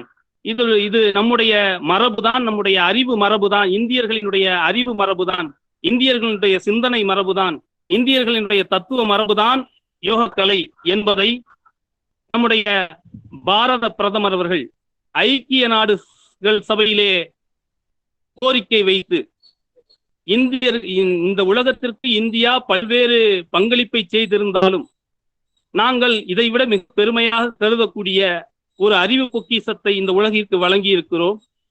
அது பல்வேறு நாடுகளுக்கு தெரியாமல் இருக்கிறது. அதை நாங்கள் தெரியப்படுத்துவது எங்களுடைய கடமையாக இருக்கிறது. இது இக்காலத்திற்கும் எக்காலத்திற்கும் தேவையான ஒரு அறிவு மரபாக இருக்கிறது. அதனால் பல்வேறு மக்கள் பயன்பெறுவார்கள் என்ற அடிப்படையில் நீங்கள் உலக யோகா தினத்தை அறிவிக்க வேண்டும். குறிப்பாக ஜூன் 21ஆம் தேதி என்ற தேதியை குறிப்பிட்டு அந்த தேதியிலே சர்வதேச யோகா தினம் என்கிற ஒரு அறிவிப்பை நீங்கள் வெளியிட வேண்டும். காரணம், இந்த யோகம் என்பது எங்களுடைய கலை, எங்களுடைய அறிவியல், எங்களுடைய தத்துவ மரபு என்கிற இந்த வாதங்களை எல்லாம் எடுத்து வைத்து அன்றைக்கு ஐக்கிய நாடுகள் சபை அறிவித்து இன்றைக்கு ஏறத்தாழ ஒரு 7 ஆண்டுகளாக நாம் தொடர்ச்சியாக உலகம் முழுவதும் இந்த யோகா தினத்தை கொண்டாடி வருகிறார்கள். இது இந்தியர்களினுடைய கலைதான் என்பதற்கு எத்தனையோ ஆதாரங்கள் இருக்கிறது. அந்த ஆதாரங்களை எல்லாம் நம்முடைய பாரத பிரதமர் அவர்கள் எடுத்து வைத்துத்தான் இன்றைக்கு அவர்கள் அதையெல்லாம் ஏற்றுக்கொண்டுதான் அதை அறிவித்திருக்கிறார்கள். குறிப்பாக உலகத்திலேயே உயர்ந்த நாகரிகமாக சொல்லப்படக்கூடிய நாகரிகம் எகிப்து நாகரிகம். அந்த நாகரிகத்திற்கு இணையான நாகரிகம் தான் நம்முடைய நாகரிகம், நம்முடைய சிந்து சமவெளி நாகரிகம். அந்த சிந்து சமவெளியில் கண்டெடுக்கப்பட்ட வரலாற்று பூர்வமான அல்லது அகழ்வாய்வுகள் அடிப்படையில் கண்டெடுக்கப்பட்ட பல்வேறு சிலைகளில், சிற்பங்களில் யோக வடிவிலான சிலைகளும் யோக முத்திரைகளை தாங்கிய பல்வேறு சுதை சிற்பங்களும் காண கிடக்கிறது என்கிற அந்த அகழாய்வு வரலாற்று அடிப்படையையும், அல்லது இந்தியாவினுடைய அறிவு மரபாக இன்றைக்கு நாம் கட்டமைத்து வைத்திருக்கக்கூடிய இந்திய தத்துவ மரபில் ஒரு மரபாகத்தான் இந்த யோக மரபு இருக்கிறது என்கிற செய்தியையும், இந்தியாவினுடைய தத்துவ மரபு வேதத்தை ஏற்கக்கூடிய, வேதத்தை மறுக்கக்கூடிய பிரிவுகள் இருக்கிறது. வேதத்தை மறுக்கக்கூடிய சார்வாக்கம், சமணம், பௌத்தம் என்கிற பிரிவாக இருந்தாலும், வேதத்தை ஏற்கக்கூடிய நியாயம், வைசேடிகம், சாங்கியம், யோகம், மீமாம்சம், வேதாந்தம் என்கிற 6 பிரிவில் ஒரு பிரிவாகத்தான் யோகம் என்கிற பிரிவு இருக்கிறது. அப்படி இருந்தாலும் கூட எல்லா பிரிவுகளிலும், வேதத்தை மறுக்கக்கூடிய பிரிவுகளிலும் கூட சமணத்திலும் பௌத்தத்திலும், வேதத்தை ஏற்கக்கூடிய நியாய வைசேடிக சாங்கியத்திலும் இந்த யோக கருத்துக்கள் நிரம்ப கிடக்கிறது. சாங்கியத்தினுடைய உரையாடல்களாக இருக்கக்கூடியவற்றையெல்லாம் இன்றைக்கு வரை அதற்கு பின்னால் வந்த பல்வேறு சமயங்கள், சைவ சித்தாந்திகளினுடைய 63 நாயன்மார்களினுடைய 18 வைணவத்தினுடைய ஆழ்வார்களினுடைய எத்தனையோ பொக்கிஷங்கள் இருக்கிறது. அத்தனைகளும் சிந்தனையாக உரையாடல்களாகவே இருக்கிறது. இவ்வளவு சிந்தனைகளையும் உரையாடல்களையும் நம் வாழ்க்கையில் எப்படி நடைமுறைப்படுத்துவது, அந்த அறிவு கருத்துக்களை எல்லாம் ஒவ்வொரு மனிதனும் எப்படி கடைபிடிப்பது என்று எல்லாவற்றையும் கேட்கிறார், வாழ முயற்சிக்கிறார். அப்படி வாழ முயற்சிக்கிற போது நடைமுறைகள் சிக்கல்கள் ஏற்படுகிறது. அதை எப்படி நாம் கடைபிடிப்பது? அப்படி கடைபிடிப்பதற்கான ஒரு செயல்முறை அறிவியலாக நாம் அதை பல்வேறு அறிஞர்களினுடைய கருத்துக்களை நம் வாழ்க்கையில் எப்படி கடைபிடிக்க வேண்டும். பொய் பேசாமல் இருக்க வேண்டும் என்றால் நாம் எப்படி இருந்தால் பொய் பேசாமல் இருக்க முடியும்? திருடாமல் இருக்க வேண்டும் என்றால் நாம் எப்படி இருந்தால் திருடாமல் இருக்க முடியும்? ஒரு ஒழுக்க கட்டுப்பாட்டுடன் வாழ வேண்டும் என்றால் நாம் எப்படி வாழ்ந்தால் ஒழுக்க கட்டுப்பாடுடன் வாழலாம் என்கிற ஒரு பயிற்சியை நமக்கு பயிற்சியோடு கூடிய சிந்தனையாகத்தான் இந்த யோகக்கலை அமைந்திருக்கிறது. அப்படிப்பட்ட வேத காலத்திற்கு முன்பு இருந்தே இந்த மரபு, இந்த சிந்தனை மரபு ஒரு நீரோட்டமாக இருந்து கொண்டே இருக்கிறது. ஆனால் பதஞ்சலி முனிவர் தான் முதலாக அதை ஒரு நூல் வடிவமாக்கி, அதை ஒரு சூத்திரமாக ஒரு நூலாக வடிவமைத்தார். அவர் வடிவமைத்த நூல்தான் இன்றளவும் யோகாவிற்கு முதல் நூலாக விளங்கி கொண்டிருக்கிறது. அப்படிப்பட்ட அவர் எழுதிய அந்த பதஞ்சலி யோக சூத்திரம் தான் அவர் சாதனாபாதம், சமாதிபாதம், விபூதிபாதம், கைவல்யபாதம் என்கிற 4 பகுதிகளாக பிரித்து 196 சூத்திரங்களாக அவற்றை தொகுத்திருக்கிறார், அவற்றை உருவாக்கி இருக்கிறார். அவர் உருவாக்கி இருக்கக்கூடிய அந்த யோகம் என்பது, யோக முறை என்பது அட்டாங்க யோகம் என்று சொல்லப்படுகிறது. அந்த அட்டாங்க யோகம் என்பது என்ன என்று கேட்டால், அட்டு என்றால் 8 படிநிலைகளை உடைய, 8 பகுதிகளை உடைய, 8 உறுப்புகளை உடைய யோகமாக அந்த யோக முறை அமைந்திருக்கிறது. இயமம், நியமம், ஆசனம், பிராணாயாமம், பிரத்யாகாரம், தாரணை, தியானம், சமாதி என்கிற ஒரு 8 படிநிலைகளை உடைய யோகமாக அந்த யோகத்தை அமைத்திருக்கிறார். இயமம் என்பது சமூக ஒழுக்கம். இந்த சமூகத்தில் நாம் எவ்வாறு ஒழுக்கமாக நடந்து கொள்ள வேண்டும் என்பதை வலியுறுத்துவதுதான் இயமம். இயமம் என்பது அகிம்சை, சத்தியம், திருடாமை, பிரம்மச்சரியம், பேராசையின்மை என்கிற ஒழுக்க நெறிகளை நாம் கடைபிடிப்பதுதான் இயமமாக சொல்லப்பட்டிருக்கிறது. நியமம் என்பது தனி மனித ஒழுக்கம். ஒரு தனி மனிதன் எவ்வாறு ஒழுக்க நடைமுறைகளை பின்பற்ற வேண்டும், ஒரு தனி மனிதன் எவ்வாறு தூய்மையாக இருக்க வேண்டும், மகிழ்ச்சியாக இருக்க வேண்டும், எப்படி தவத்தை மேற்கொள்ள வேண்டும், எப்படி நல்ல நூல்களை படித்து அறிவுடையவர்களாக இந்த சமூகத்தில் விளங்க வேண்டும் என்கிற கருத்துக்களை, என்கிற விதிகளை வலியுறுத்துவதுதான் நியமமாக இருக்கிறது. அடுத்த நிலையில்தான் ஆசனம். இன்றைக்கு யோகம் என்று சொன்னாலே பெரும்பான்மையான மக்களால், வெகுஜன மக்களால் பார்க்கப்படுவது யோகா என்பது இந்த உடலை ஏதோ ஒரு ஒழுங்குபடுத்துவதற்காக, அல்லது உடலிலே இருக்கக்கூடிய ஏதோ ஒரு நோய்களுக்கு அது ஒரு பயிற்சி முறையாக, ஒரு உடற்பயிற்சியாக பெரும்பான்மை மக்கள் நினைத்துக் கொண்டிருக்கிறார்கள். கடந்த ஒரு 10 ஆண்டுகளில்தான், கடந்த நம்முடைய பாரத பிரதமர் அவர்கள் இந்த யோகா தினத்தை அறிவித்து இந்த உலகத்திற்கு இந்த யோகாவை பறைசாற்றிய பிறகுதான் ஓரளவிற்கு இந்த யோகாவை பற்றிய ஒரு விழிப்புணர்வு ஏற்பட்டிருக்கிறது. அதற்கு முன்பெல்லாம் யோகா என்பது ஏதோ ஒரு மேட்டுக்குடி மக்கள் கற்றுக்கொள்ளக்கூடியது, அல்லது ஏதோ ஒரு உயர்ந்த சாதியினர் ஒரு மந்திரங்களாக ஒரு கிரியையாக செய்யக்கூடியது, அது வெகுஜன மக்களுக்கும் அது அவர்களுக்கும் தொடர்பில்லை என்கிற ஒரு நிலையை பரப்பி இருந்தார். ஆனால் யோகம் என்பது எல்லோராலும் கடைபிடிக்கப்பட வேண்டியது. எல்லோரும் கடைபிடிக்கப்படுகிற போதுதான் இது இந்தியா என்பது, அல்லது ஒவ்வொரு மனிதனும் ஒரு தனி மனித ஒழுக்கத்தோடு, ஒரு தனி மனித உடல் ஆரோக்கியத்தோடு, ஒரு நல்ல மனநிலையோடு, அல்லது நல்ல ஒரு உயிர்நிலையோடு ஒரு நீண்ட நாள் வாழக்கூடிய ஒரு கலையாக அது விளங்குகிறது என்பதை நாம் அறிய முடிகிறது. அப்படி யோகா என்பதை பெரும்பான்மையாக அது யோகா ஆசனத்தை தான் யோகா என்று நாம் பெரும்பான்மையானவர்கள் நினைத்துக் கொண்டிருக்கிறார்கள். இன்னும் யோகா என்பதை பெரும்பான்மையான கல்வி நிறுவனங்கள் கூட யோகா என்பது பள்ளி மாணவர்களுக்கு சொல்லித் தருகிற போது அது ஒரு நினைவாற்றலை ஏற்படுத்தக்கூடியது, அதனால் யோக பயிற்சி பள்ளி மாணவர்களுக்கு வழங்கி அவர்கள் நினைவாற்றலை பெருக்கிக் கொள்ளலாம் என்றும், அல்லது பருவ வயது எய்திய மாணவர்களுக்கு அதை சொல்லித் தருகிற போது அவர்கள் அந்த பருவ வயதிலே உடலிலே இருக்கக்கூடிய பல்வேறு ஹார்மோன்களினுடைய அந்த மாறுதல்களால் அவர்களுடைய மனதில் ஏற்படக்கூடிய அந்த கிளர்ச்சியை, மனதில் ஏற்படக்கூடிய பல்வேறு விதமான எண்ண ஓட்டங்களை அல்லது எதிர்மறை சிந்தனைகளை ஒருங்கிணைப்பதற்காக அல்லது கட்டுப்படுத்துவதற்காக அந்த கலையை பயன்படுத்தி அந்த பயிற்சியை மேற்கொள்கிறார்கள்.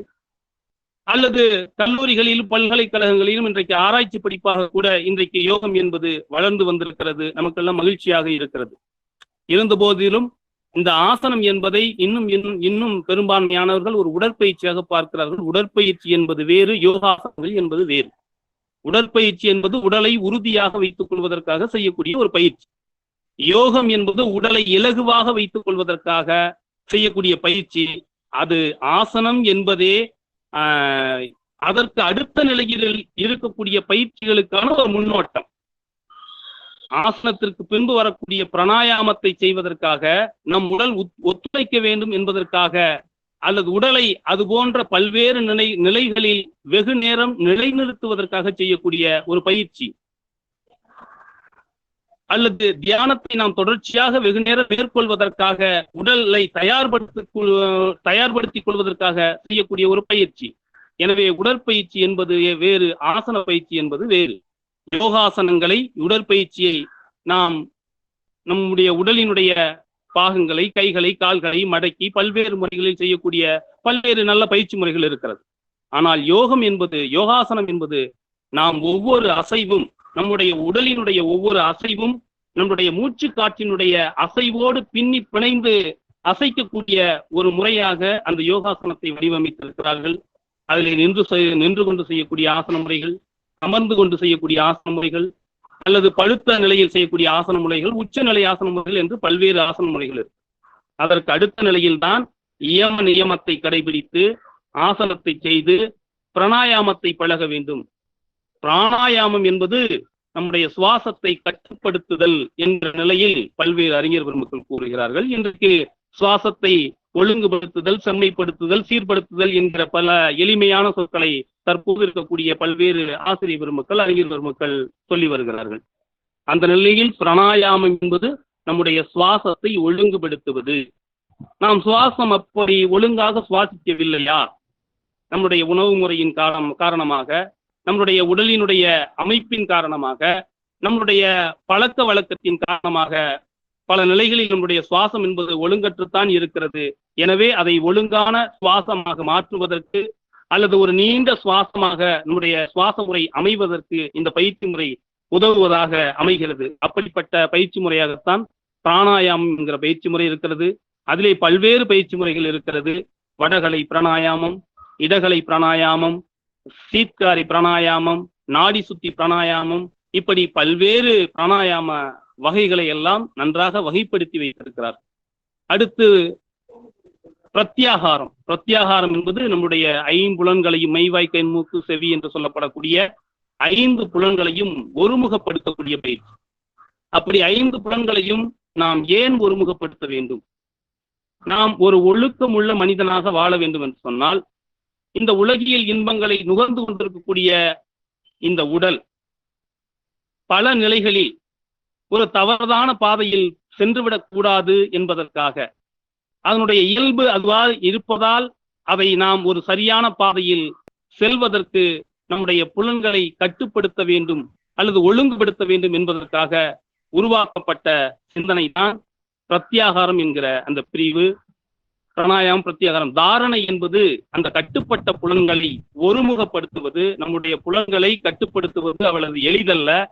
இதை ஒரு பயிற்சியாக மேற்கொள்ள வேண்டும். பல்வேறு சிந்தனைகள், பல்வேறு அறிஞர் பெருமக்கள், நம்முடைய அடியார் பெருமக்கள், வைணவ பெரியார்கள் எல்லாம் இந்த புலன்களை ஒழுங்குபடுத்துவது அல்லது புலன்களை கட்டுப்படுத்தக்கூடிய பல்வேறு செய்திகளை சொல்லி இருக்கிறார்கள் ஆதிகாலம் தொட்டே. ஆனால் அதனை ஒரு பயிற்சியாக எப்படி நாம் மேற்கொள்ள வேண்டும்?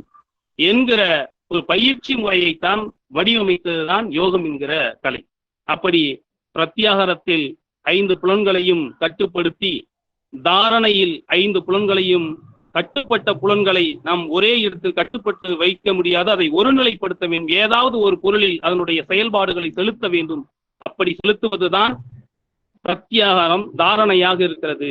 இந்த 7 படிநிலைகளையும் நியமத்தை கடைபிடித்து, நியமத்தை செய்து, ஆசனத்தை கடைபிடித்து, பிராணாயாமம் மேற்கொண்டு, புலன்களை கட்டுப்படுத்தக்கூடிய பிரத்யாகாரத்தை மேற்கொண்டு, அதை ஒழுங்குபடுத்தக்கூடிய, ஒருமுகப்படுத்தக்கூடிய தாரணையும் மேற்கொள்ளுகிற போது நமக்கு இயல்பாக சமாதி என்கிற ஒரு நிலை கிடைக்கும். அந்த சமாதி என்பது என்ன? நம் வெகுஜன மக்களால் சமாதி என்று எதை நாம் எண்ணிக்கொண்டிருக்கிறோம், அல்லது எது நம் கற்பனைக்கு வருகிறது என்றால், நம் ஊரிலே யாராவது இறந்த பெருமக்களினுடைய உடலை புதைத்து அதன் மேல் எழுப்பப்படக்கூடிய ஒரு கட்டிடம், அந்த கட்டிடத்திற்குத்தான் அல்லது அந்த நினைவிடத்திற்குத்தான் நாம் சமாதி என்று சொல்கிறோம். ஆனால் சமாதி என்பது இந்த யோகத்தில் வரக்கூடிய இந்த 7 நிலைகளை நாம் கடைபிடிக்கிற போது நம்மை அறியாமலேயே நமக்கு ஏற்படக்கூடிய ஒரு உயர்ந்த நிலைதான் சமாதி நிலை. அது ஆதிக்கு சமமான நிலை. அப்போ ஆதி எந்த நிலையில் இருக்கிறது என்று சொன்னால், ஆதி என்பது பரிபூரணத்துவமாக இருக்கிறது. ஆதிதான் இந்த பிரபஞ்சத்தினுடைய மூலம், அதுதான் ஆதி. அது எந்த நிலையில் இருக்கிறது? எல்லோரையும் சமமாக பாவிக்கக்கூடிய, எல்லாம் வல்ல, எல்லாம் அறிந்த, எல்லாம் நிறைந்த ஆற்றலாக இருக்கிறது. அப்படி மேலோர் கீழோர் என்றோ, உயர்ந்தோர் தாழ்ந்தோர் என்றோ பார்க்காத ஒரு சமநிலை பார்வையில் அந்த உயர்ந்த நிலையில் இருக்கிறது. அப்படிப்பட்ட ஒரு உயர்ந்த குணத்தை, ஒரு உயர்ந்த மனதை அல்லது ஒரு உயர்ந்த அறிவை பெறக்கூடிய நிலைதான் சமாதி நிலையாக இருக்கிறது. இவையெல்லாம் நாம் கடைபிடிக்கிற போது நம்முடைய மனம் ஒரு உயர்ந்த மனமாக, ஒரு நிறைந்த மனமாக, எல்லோரையும் சமமாக பாவிக்கக்கூடிய ஒரு மனமாக, அப்படிப்பட்ட ஒரு அறிவு பக்குவத்தை பெற்ற ஒரு மனிதராக நாம், ஒரு மனிதரில் புனிதராக, மனிதரில் உயர்ந்தவராக நாம் உருவாகலாம் அல்லது உயரலாம் என்பதற்கான ஒரு பயிற்சி முறைதான், ஒரு வழிமுறைதான் இந்த அட்டாங்க யோக முறை. அப்படிப்பட்ட யோக முறையைத்தான் நம்முடைய பதஞ்சலி மகான் அமைத்திருக்கிறார். அதை பின்பற்றி இன்றைக்கு ஏராளமான யோக நூல்கள் வந்திருக்கிறது. இன்றளவும் கூட பல்வேறு யோகிகள் இது பல வடிவங்களில், பல பரிணாமங்களாக அல்லது பல்வேறு முறைகளில் இவற்றையெல்லாம் எடுத்துக்கொண்டு இன்றைக்கு இருக்கக்கூடிய பல்வேறு யோக அமைப்புகள், நிறுவனங்கள் அல்லது யோக அறக்கட்டளைகள் என்று சொல்லி பல்வேறு பெருமக்கள் இந்த யோக பயிற்சியை பல்வேறு ஞானிகள் அல்லது அறிஞர்கள் எல்லாம் நடத்தி கொண்டிருக்கிறார்கள். இவற்றில் ஏதாவது ஒன்றை எடுத்துக்கொள்கிறார்கள். ஒரு சில யோக அமைப்புகள் இந்த யோக ஆசன முறையை எடுத்துக்கொண்டு, குறிப்பாக ஆசன ஆண்டியப்பன் என்று சொல்லக்கூடிய அவர் கூட சென்னையிலே பெரிய நிறுவனங்கள் எல்லாம் பல்வேறு நாடுகளில் நடத்தி கொண்டிருக்கிறார். அவர்கள் இந்த குறிப்பாக இந்த யோகா ஆசனத்தை முதன்மையாக அவர்கள் அந்த பயிற்சியை மக்களுக்கு வழங்கி கொண்டிருக்கிறார்கள். இன்னும் சில அறிஞர் பெருமக்கள் யோகாவில் இருக்கக்கூடிய அந்த தியான முறையை எடுத்துக்கொண்டு இந்த தியானத்தினுடைய பல்வேறு நிலைகளை அவற்றை முதன்மையாக எடுத்துக்கொண்டு அவற்றை வழங்கி இருக்கிறார்கள். இன்னும் சில அறிஞர் பெருமக்கள் இன்னும் அந்த யோக பதஞ்சலியினுடைய யோக சூத்திரத்தை படித்து பல்வேறு இன்னும் இருக்கக்கூடிய தமிழில் வந்த, அதற்கு இணையாக தமிழில் வந்த திருமந்திரத்தில் இருக்கக்கூடிய திருமந்திர யோக முறைகளை எல்லாம் எடுத்துக்கொண்டு ஒப்பாய்வு செய்து காலத்திற்கேற்ப மக்களுக்கு மிக எளிமையாக அதை கொண்டு செல்ல வேண்டும் என்கிற முயற்சி பல்வேறு அமைப்புகள் இன்றளவும் அதை செய்து கொண்டிருக்கிறார்கள். அப்படி ஆசனத்தை அல்லது தியானத்தை அல்லது இந்த பிராணாயாமத்தை இப்படி தனித்தனியாக அவர்கள் அதனுடைய அதனை முதன்மையாக கொண்டு பல்வேறு யோக முறைகளை வடிவமைத்து நடத்தி கொண்டிருக்கிறார்கள். ஆனால் எல்லாவற்றிற்கும் மூலமாக இருப்பது நம்முடைய பதஞ்சலியினுடைய யோக சூத்திரம்தான், அவரினுடைய யோக முறைதான் மிக அடிப்படையாக இருக்கிறது. இன்றைக்கு அது மட்டுமல்ல, யோகாவிலே பல்வேறு பிரிவுகள் இருக்கிறது, பல்வேறு யோக முறைகள் இருக்கிறது. கர்ம யோகம், பக்தி யோகம், ஞான யோகம், ராஜயோகம், கதயோகம், லம்பியா யோகம் அல்லது குண்டலன் யோகம், தந்திர யோகம், மந்திர யோகம், ஜபயோகம், லகயோகம், கிரியா யோகம், அட்டாங்க யோகம், சிவயோகம், கேசரி யோகம், குண்டலனி யோகம், பரியங்க யோகம், வாசி யோகம், இப்படி இன்னும் எண்ணற்ற யோக முறைகள் இருக்கிறது. இப்படி எண்ணற்ற யோக முறைகள் வகைகளை வகைப்படுத்தினாலும் கூட குறிப்பாக இந்த கர்ம யோகம், பக்தி யோகம், ஞான யோகம், ராஜயோகம் என்கிற 4 யோக முறைகளினுடைய உட்பிரிவாகத்தான் இந்த பிரிவுகள் எல்லாம் அமைந்திருக்கிறது. இந்த உட்பிரிவுகளை ஒன்றை எடுத்துக்கொண்டுதான் இப்போது இருக்கக்கூடிய அறிஞர் பெருமக்கள் எல்லாம் அவற்றை எதையாவது ஒரு பிரிவை முதன்மைப்படுத்தி தன்னுடைய அந்த யோக பயிற்சி முறைகளை அவர் சார்ந்த மக்களுக்கு வழங்கி கொண்டிருக்கிறார்கள் என்பது நிதர்சனமாக இருக்கிறது. இன்றைக்கு நாம் யோக தத்துவம் என்று பார்க்கிற போது, தத்துவம் என்பது இந்த பிரபஞ்ச உண்மையை அறியும் முயற்சி தான் தத்துவம். இந்த பிரபஞ்சத்தினுடைய உண்மையை அறியக்கூடிய முயற்சிக்குத்தான் தத்துவம் என்று பொருளாக நாம் அமைத்துக் கொள்கிறோம். இன்றைக்கு கர்ம யோகம், பக்தி யோகம், ஞான யோகம், ராஜயோகம் என்கிற அந்த அடிப்படை யோக முறைகளில் நம்முடைய யோக தத்துவத்தில் கர்மயோக தத்துவம் தான் மிக பிரதானமான ஒரு தத்துவ முறையாக, யோக தத்துவ முறையாக அமைகிறது. நம்முடைய பல்கலைக்கழகத்தின் பெயர் அமைந்திருக்கக்கூடிய கர்ம வீரர் காமராஜரை கூட நாம் கர்ம யோகி என்று சொல்கிறோம். அப்படி கர்ம யோகம் என்பது, கர்மம் என்றால் செயல், யோகம் என்பதற்கு நிறைய பொருள் இருக்கிறது. நாம் இவ்விடத்திலே அறம் என்று கொள்கிறோம். கர்மம் என்றால் செயல், யோகம் என்றால் அறம், கர்ம யோகம் என்றால் செயல் அறம். செயல் அறம் என்றால் என்ன? செயல் அறம் என்பது நம்முடைய ஒவ்வொரு செயலும் அறம் சார்ந்து செய்வது, நம்முடைய ஒவ்வொரு செயல்பாடும் அறம் சார்ந்து அமைத்துக் கொள்வது, அறம் சார்ந்து பயணிப்பது, அறம் சார்ந்து செய்வது செயல் அறம். அப்படி யாரெல்லாம் அறம் சார்ந்து செய்கிறார்களோ ஒவ்வொரு செயலையும் அவர்தான் கர்மயோகி. அப்படிப்பட்ட செயலை செய்தவர்தான் நம்முடைய காமராஜர் அவர். அப்ப அறம் என்றால் என்ன? அறம் என்பதற்கு நிறைய பொருள் இருக்கிறது. நாம் இளமையிலேயே நம்முடைய பாட்டி சொல்லி இருக்கிறார், அறம் செய்ய விரும்பு. அப்ப அறம் என்பதை விரும்பி செய்ய வேண்டும். விரும்பாமல் அறம் செய்ய முடியாது. வேண்டா வெறுப்பாக அறத்தை மேற்கொள்ள முடியாது. எனவே அறம் என்பது விரும்பி செய்யக்கூடியது. அறம் செய்ய விரும்பு என்று சொல்லி இருக்கிறார். அறத்திற்கு திருவள்ளுவ பெருந்தகை அவர்கள் தன்னுடைய 1330 பாடல்களிலேயே பெரும்பான்மையான குறள்களை அறத்துப்பாலில் வைத்திருக்கிறார். அறம்தான் முதன்மையானது இந்த மனித வாழ்க்கைக்கு. அவருடைய ஒட்டுமொத்த குறளையும் அறம், பொருள், இன்பம் என்று பிரித்திருக்கிறார். அறத்துப்பால், பொருட்பால், இன்பத்துப்பால் என்று முதலாக அறத்தை வைத்திருக்கிறார். மனிதன் முதலாக அறத்தை கற்றுக்கொள்ள வேண்டும். அதுதான் இந்த மனித வாழ்க்கைக்கு, அவர்களுடைய வாழ்க்கைக்கு மிக அடிப்படை. பின்புதான் அந்த அறத்தை பயன்படுத்தி பொருள் ஈட்ட வேண்டும். இந்த அறத்தின் வழியாக பொருள் ஈட்டி அந்த பொருளின் மூலமாக அவர் இன்பத்தை எய்த வேண்டும், அல்லது இன்பத்தை அடைய வேண்டும், அல்லது இன்பத்தை நுகர வேண்டும் என்று திருவள்ளுவ பெருந்தகை அவர்கள் தன்னுடைய உலக பொதுமுறையிலே வடிவமைத்திருக்கிறார். அப்படி இருக்கக்கூடிய அந்த கர்மயோகம் என்பது நம்முடைய தத்துவார்த்த பார்வையில் சஞ்சீத கர்மம், பிராரப்த கர்மம், ஆகாமிய கர்மம் என்கிற 3 கர்மங்களாக பகுத்து சொல்லப்படுகிறது. சஞ்சீத கர்மம் என்பது முன்வினை பயன். பிராப்த கர்மம் என்பது பிராரப்த கர்மம் அல்லது பிராப்த கர்மம் என்பது நிகழ்வினை பயன். ஆகாமிய கர்மம் என்பது எதிர்காலத்தில் நமக்கு நடக்கக்கூடியது என்பார்கள். இந்த சஞ்சீத கர்மத்தை நம்முடைய போன ஜென்மம் என்றும், பிராப்த கர்மத்தை இந்த ஜென்மம் என்றும், ஆகாமியம் என்பது அடுத்த ஜென்மமாகவும் விவரித்து கூறுவார்கள்.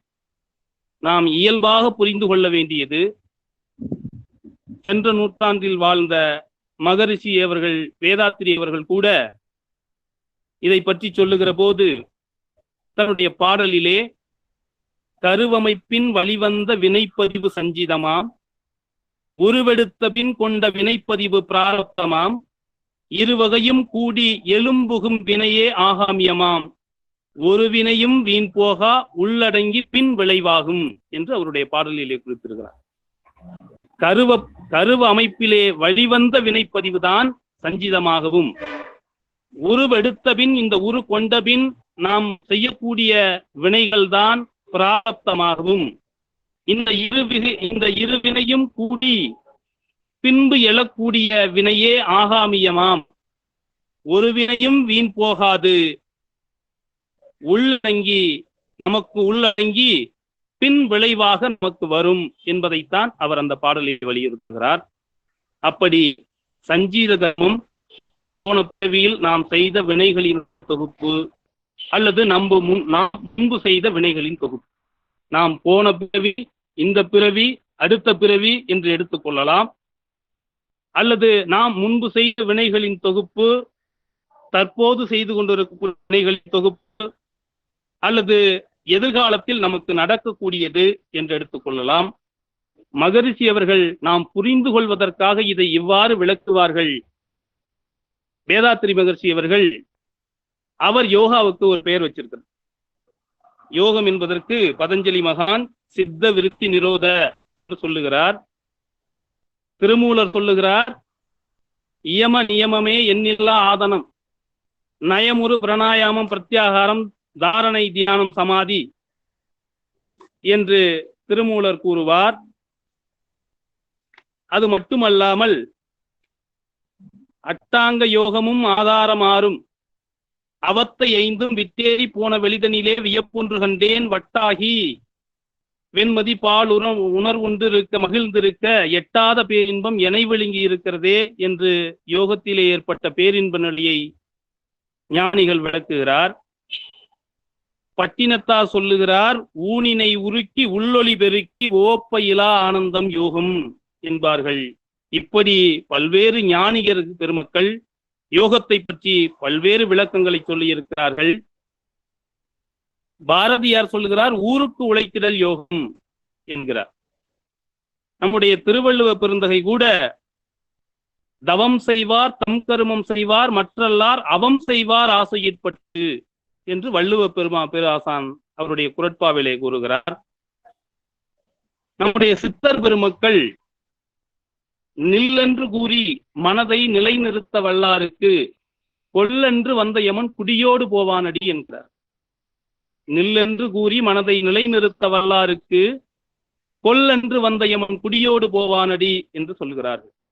இப்படி பதஞ்சலி தொடங்கி பல்வேறு அறிஞர் பெருமக்கள் என்றளவும் பல்வேறு விளக்கங்களை கொடுத்து கொண்டிருக்கிறார்கள். அந்த வரிசையில் மகரிஷி வேதாத்திரி அவர்கள் குறிப்பிடுகிறார், அந்த யோகாவிற்கு அவர் ஒரு பெயரை, அவருடைய அந்த ஒரு யோகாவை எளிமைப்படுத்தி அல்லது யோகா ஆசனங்களை எளிமைப்படுத்தி அவர் எளிய முறை உடற்பயிற்சியாக அல்லது இந்த இயம நியமங்கள் எல்லாம் ஒரு சில சிந்தனை ஓட்டத்தை வைத்து எண்ணம் ஆராய்தல், ஆசை சீரமைத்தல், சினம் தவிர்த்தல், கவலை ஒழித்தல் என்கிற ஒரு எண்ண பயிற்சி முறையாக பல்வேறு தியான பயிற்சிகளையும் மிக எளிமையாக எளிய முறை குண்டலினி யோகம் என்கிற பெயரில் ஒரு யோகத்தை வடிவமைத்து, யோகம் என்பது இந்த மனதை வளர்த்தக்கூடிய ஒரு கலை.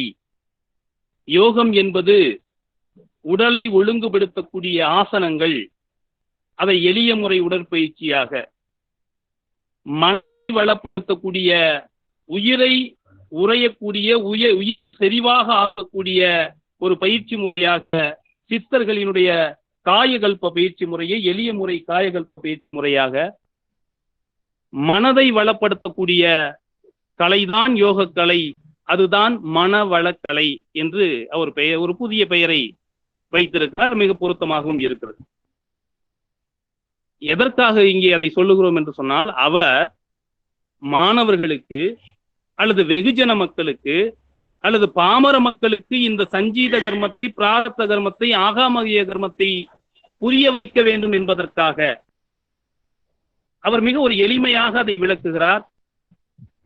நாம் சஞ்சீத கர்மம் என்பதை போன பிறவி என்றும், பிராரத்த கர்மத்தை இந்த பிறவி என்றும், ஆகாமிய கர்மத்தை அடுத்த பிறவி என்றும் நாம் வைத்துக் கொள்ளலாம்.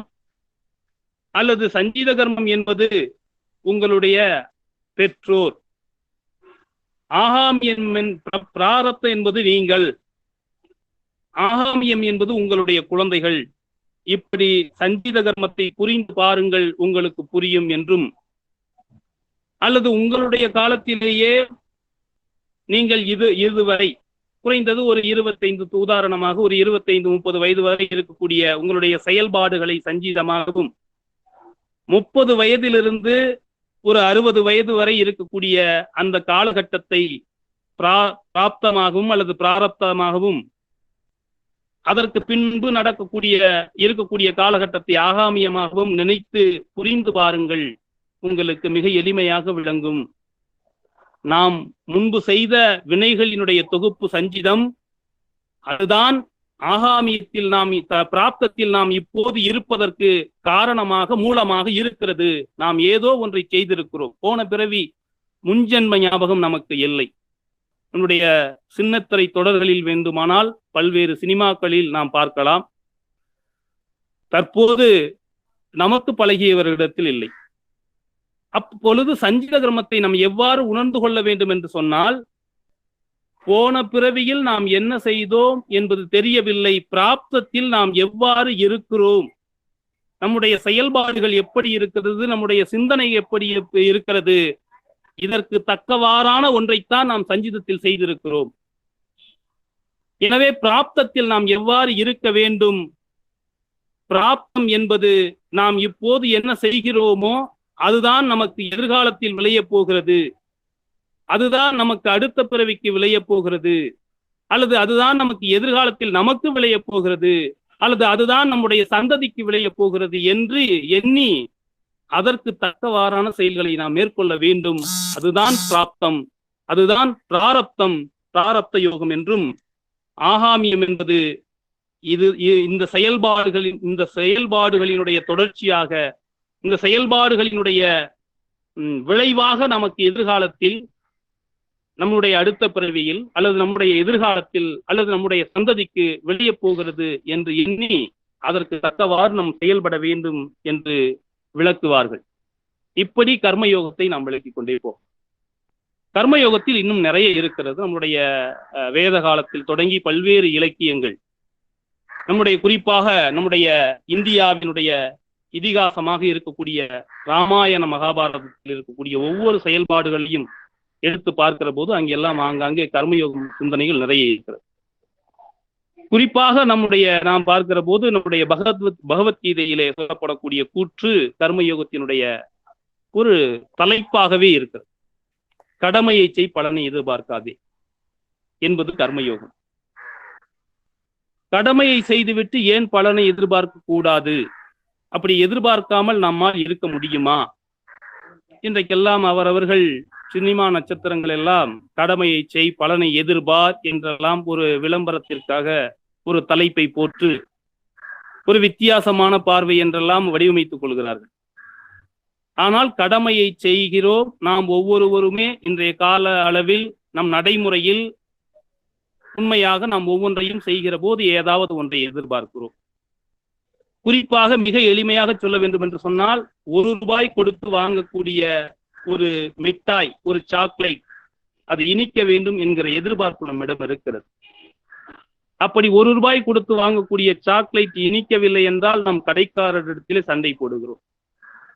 ஒரு ₹5 கொடுத்து வாங்கக்கூடிய ஒரு பேனா எழுதவில்லை என்று சொன்னால் அதற்காக நாம் அவரிடத்திலே முறையிடுகிறோம், சண்டை போடுகிறோம். இப்படி ஒவ்வொரு விஷயத்திற்கும் நம்முடைய எதிர்பார்ப்பு இருக்கிற போது நாம் கடவுளாக போற்றக்கூடிய, இந்த பிரபஞ்சத்தின் மூலமாக பார்க்கக்கூடிய ஒருவர் ஒரு தவறான கூற்றை வழங்கி இருப்பாரா? கடமையை செய், பலனை எதிர்பார்க்காதே. ஏன்? பலன் தானாகவே வந்து சேரும். எப்படி?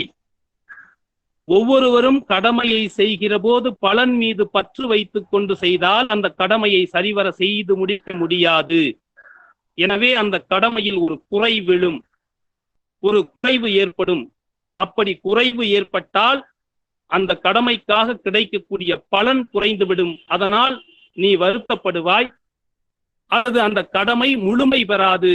அந்த கடமையால் விளையக்கூடிய பல்வேறு பயன்களும் முழுமை பெறாமல் போய்விடும். எனவே கடமையை செய், கடமையை கடமைக்காக செய், கடமையை கண்ணும் கருத்துமாக செய், கடமையை 100% கவனத்தோடு செய். கடமையை செய்கிற போது உன்னுடைய 5 புலன்களையும் அங்கே ஒருங்கமைத்து செய். அதுதான் கடமையை செய், பலனை எதிர்பார்க்காதே. கடமையை கடமைக்காக, கடமையை பலன் கருதாது, கடமையை 100% கவனத்தோடு எந்த விதமான எதிர்பார்ப்பும் இல்லாமல் செய்கிற போதுதான் ஒரு கடமையை 100% முழுமையாக செய்து முடிக்க முடியும். அப்படி 100% முழுமையாக முழு கவனத்தோடு முழு ஆற்றலையும் பயன்படுத்தி செய்கிற போது அந்த செயல் முழுமையுடைய செயலாக அமையும்.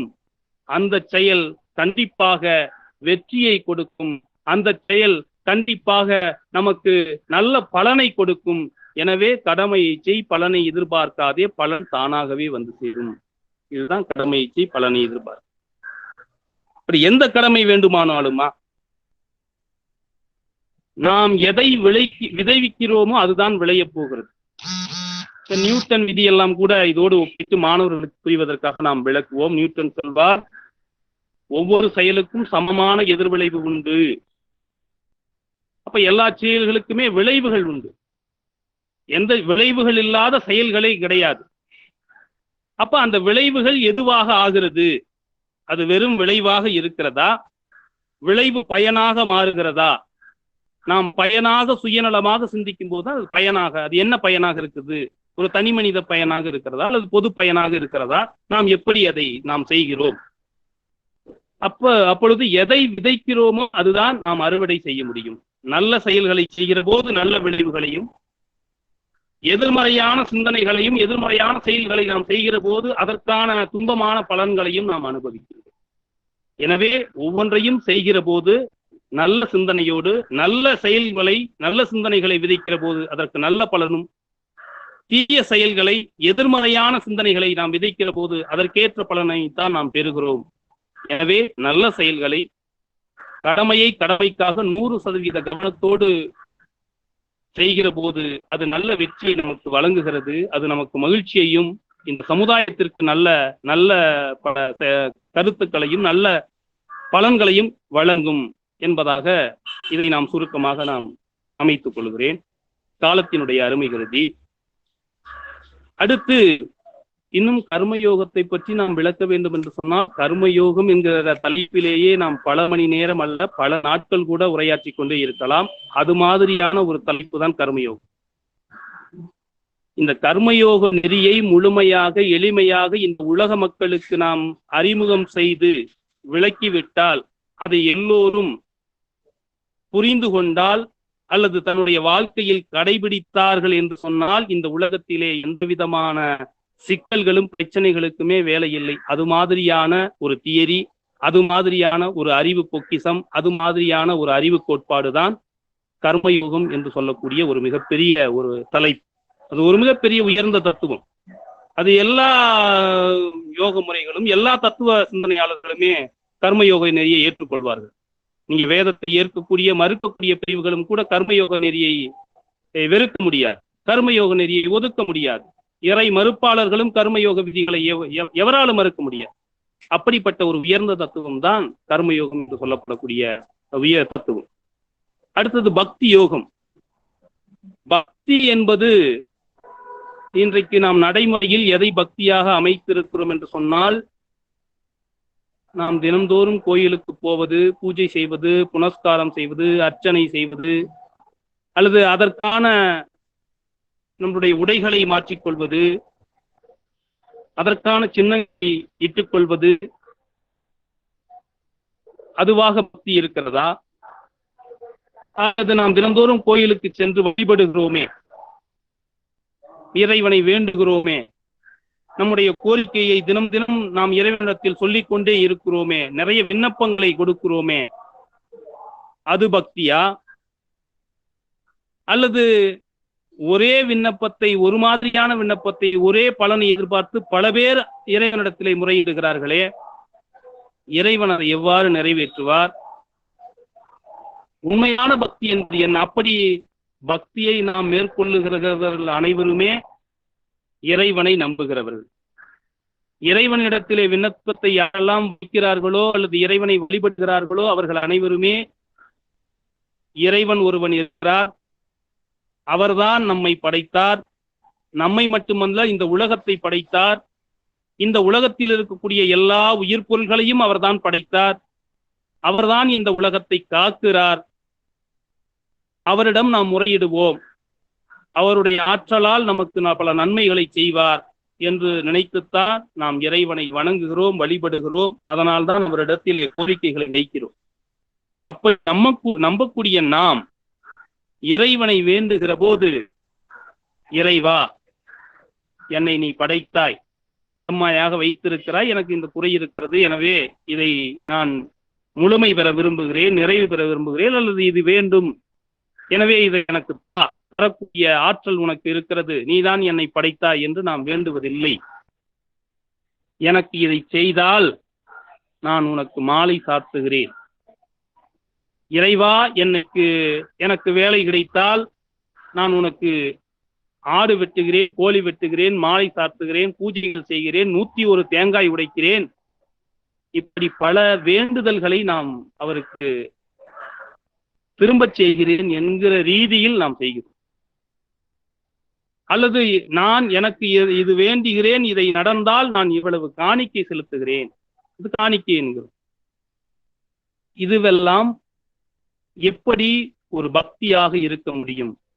நாம் இறைவனிடத்தில் பேரம் பேசுகிறோமா, இறைவனிடத்தில் வியாபாரம் பேசுகிறோமா, அல்லது இறைவனுக்கு கையூட்டு கொடுக்கிறோமா? இது மாதிரியான நடைமுறைகள் தானே பெரும்பான்மையாக இருக்கிறது. ஆனால் பக்தி யோகம் என்ன சொல்லுகிறது? பக்தி யோகம் பஞ்ச் என்கிற சொல்லிலிருந்துதான் பக்தி என்கிற சொல் உருவானது. பக்தி என்பது பங்கெடுத்துக் கொள்ளுதல், பகிர்ந்து கொள்ளுதல், அதிக கவனம் செலுத்துதல் என்கிற பொருள்படுகிறது அந்த வார்த்தை. ஆனால் பக்தி என்கிற வார்த்தைக்கு நேரடியான பொருள் அன்பு என்பதாகும். பக்தி ஈக்குவல் டு அன்பு. பக்தி என்பது மெய்யான அன்பு, மேலான அன்பு, உண்மையான அன்பு, உயர்வான அன்புதான் பக்தி. உண்மையான அன்பு என்பது நாம் இறைவனிடத்தில் எதுவுமே எதிர்பார்க்காத அன்பு. இறைவா வணக்கம், என்னை நன்றாக படைத்தாய், குறையொன்றும் இல்லை, மறைமூர்த்தி கண்ணா என்பதுதான் உண்மையான பக்தி.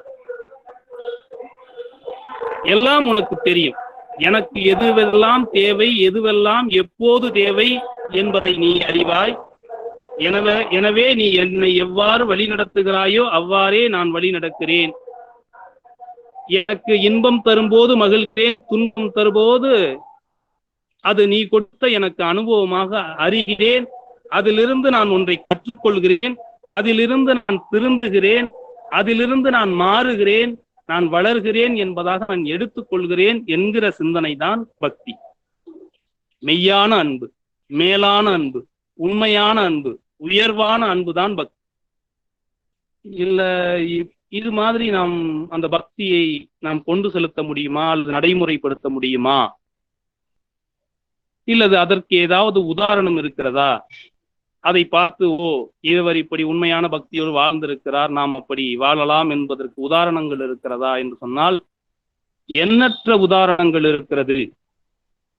ஆண்டாளினுடைய பக்தி போல, கண்ணப்ப நாயனாரினுடைய பக்தி போல, மார்க்கேண்டையனுடைய பக்தி போல, இப்படி புரந்தரதாசரினுடைய பக்தி போல, இப்படி எண்ணற்ற மகான்கள் தன்னுடைய உண்மையான பக்தியை இந்த உலகிற்கு உணர்த்தி இருக்கிறார்கள் நண்பர்களே. எனவே இந்த பக்தி சூத்திரத்தில் சொல்லப்படக்கூடிய சாண்டில்யரின் பக்தி சூத்திரம் போல நாரதனுடைய பக்தி சூத்திரத்தில் சொல்லப்படக்கூடிய அந்த கருத்தின்படி பக்தி என்பது உண்மையான மெய்யான அன்பு. இந்த தேசத்தின் மீது நாம் உண்மையான அன்பு வைத்திருந்தால் அதற்கு தேசபக்தின்னு பேர். நம்ம குரு மேல வச்சிருந்தோம்னா அது குரு பக்தின்னு பேர். இறைவன் மேல வைத்திருந்தாலும் பக்தின்னு பேர், அது இறை பக்தின்னு பேர். நாம் எதன் மீது மெய்யான அன்பை, மேலான அன்பை, உண்மையான அன்பை, எதையும் எதிர்பார்க்காத அன்பை நாம் வைத்திருக்கிறோமோ, அந்த அன்பு வைத்திருக்கிறோமோ, அந்த அன்பிற்குத்தான் பக்தி என்று பெயர். பெரும்பாலான மக்கள் நாம் பக்தி என்கிற பெயரில் நடைமுறையில் கடைபிடித்துக் கொண்டிருக்கிறோமே, அது உண்மையான பக்தியாக இருக்காது. அது ஒரு சடங்கியல் முறை. அது சரியா தவறா என்பதெல்லாம் விவாதத்திற்கு உட்படுத்த வேண்டும் என்பதுதான். காலத்தினுடைய அருமை கருதி சுருக்கமாக ஞான யோகம், ஞான யோக தத்துவம் என்பது, ஞானம் என்றால் என்ன? ஞானம் என்பது அறிவு. ஞானம் என்பது வெறும் அறிவா?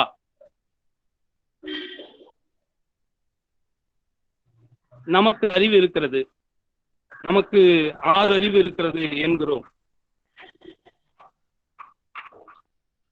நமக்கு மெய்வாய் கண் மூக்கு செவி என்று சொல்லக்கூடிய 5 புலன்கள் இருக்கிறது. இந்த 5 புலன்களுக்கும் 5 அறிவு இருக்கிறது. இந்த 5 அறிவையும் பயன்படுத்தி நாம் சிந்தித்து பகுத்து பார்த்து எண்ணி பார்த்து முடிவெடுக்கக்கூடிய ஆராயக்கூடிய அறிவு இருக்கிறது. அதற்கு பகுத்தறிவு என்கிறோம். அப்படி 6 அறிவு இருக்கிறது. 6 அறிவு பெற்ற நாம், அறிவு ஞானம் என்பது அறிவென்றால் நம்மை யாரும் ஞானிகள் என்று அழைப்பதில்லை. நாம் ஒரு சிலரைத்தான் ஞானிகள் என்று அழைக்கிறோம். அப்படி ஒரு சிலரை நாம் ஞானி என்று அழைக்கிறோம். நாமும் 6 அறிவை பெற்றிருக்கிறோம். ஆனால் நாம் ஞானி இல்லை. அப்படியானால் அந்த அறிவு எது? ஞானம் என்கிற அறிவு எந்த அறிவு ஞானம்? மணி எத்தனை? மணி சரியாக 11:50, 55 என்று சொல்வது கூட ஒரு வகையான அறிவுதான். மணி என்றால் என்ன? தற்போது காலப்புருஷ தத்துவத்தை பற்றி, காலத்தை பற்றி சொன்னார்களே, அது போல அதை பற்றி சொல்வது. அல்லது அறிவு என்பது ஒவ்வொன்றை பற்றியும் தெரிந்து கொள்ளுகிற, புலன்களுக்கு தெரிந்து கொள்ளுகிற, பகுத்து பார்க்கிற அறிவு ஞானம் இல்லை. மூலத்தை பற்றிய அறிவு. யாரை நாம் ஞானிகள் என்கிறோம்? எதை பற்றியும் சிந்திக்காத, இந்த உலக வாழ்க்கையில் பொன்னுக்கும் பொருளுக்கும் ஆசைப்படாமல் எப்போதும் இறைஞானத்தோடு இருக்கிற அல்லது இறைவனை தேடுகிற, இந்த பிரபஞ்சத்தினுடைய மூலத்தை அறிகிற அந்த அறிவிற்கு, மூலத்தை பற்றி நாம் தெரிந்து கொள்ளக்கூடிய, மூலத்தை பற்றி அறிந்து கொள்ளக்கூடிய, மூலத்தை உணரக்கூடிய அந்த அறிவிற்குத்தான் ஞானம் என்று பெயர். நாம் முதலிலே ஒன்றை தெரிந்து கொள்கிறோம், அறிந்து கொள்கிறோம், புரிந்து கொள்கிறோம், இறுதியாக உணர்ந்து கொள்ளுகிறோம்.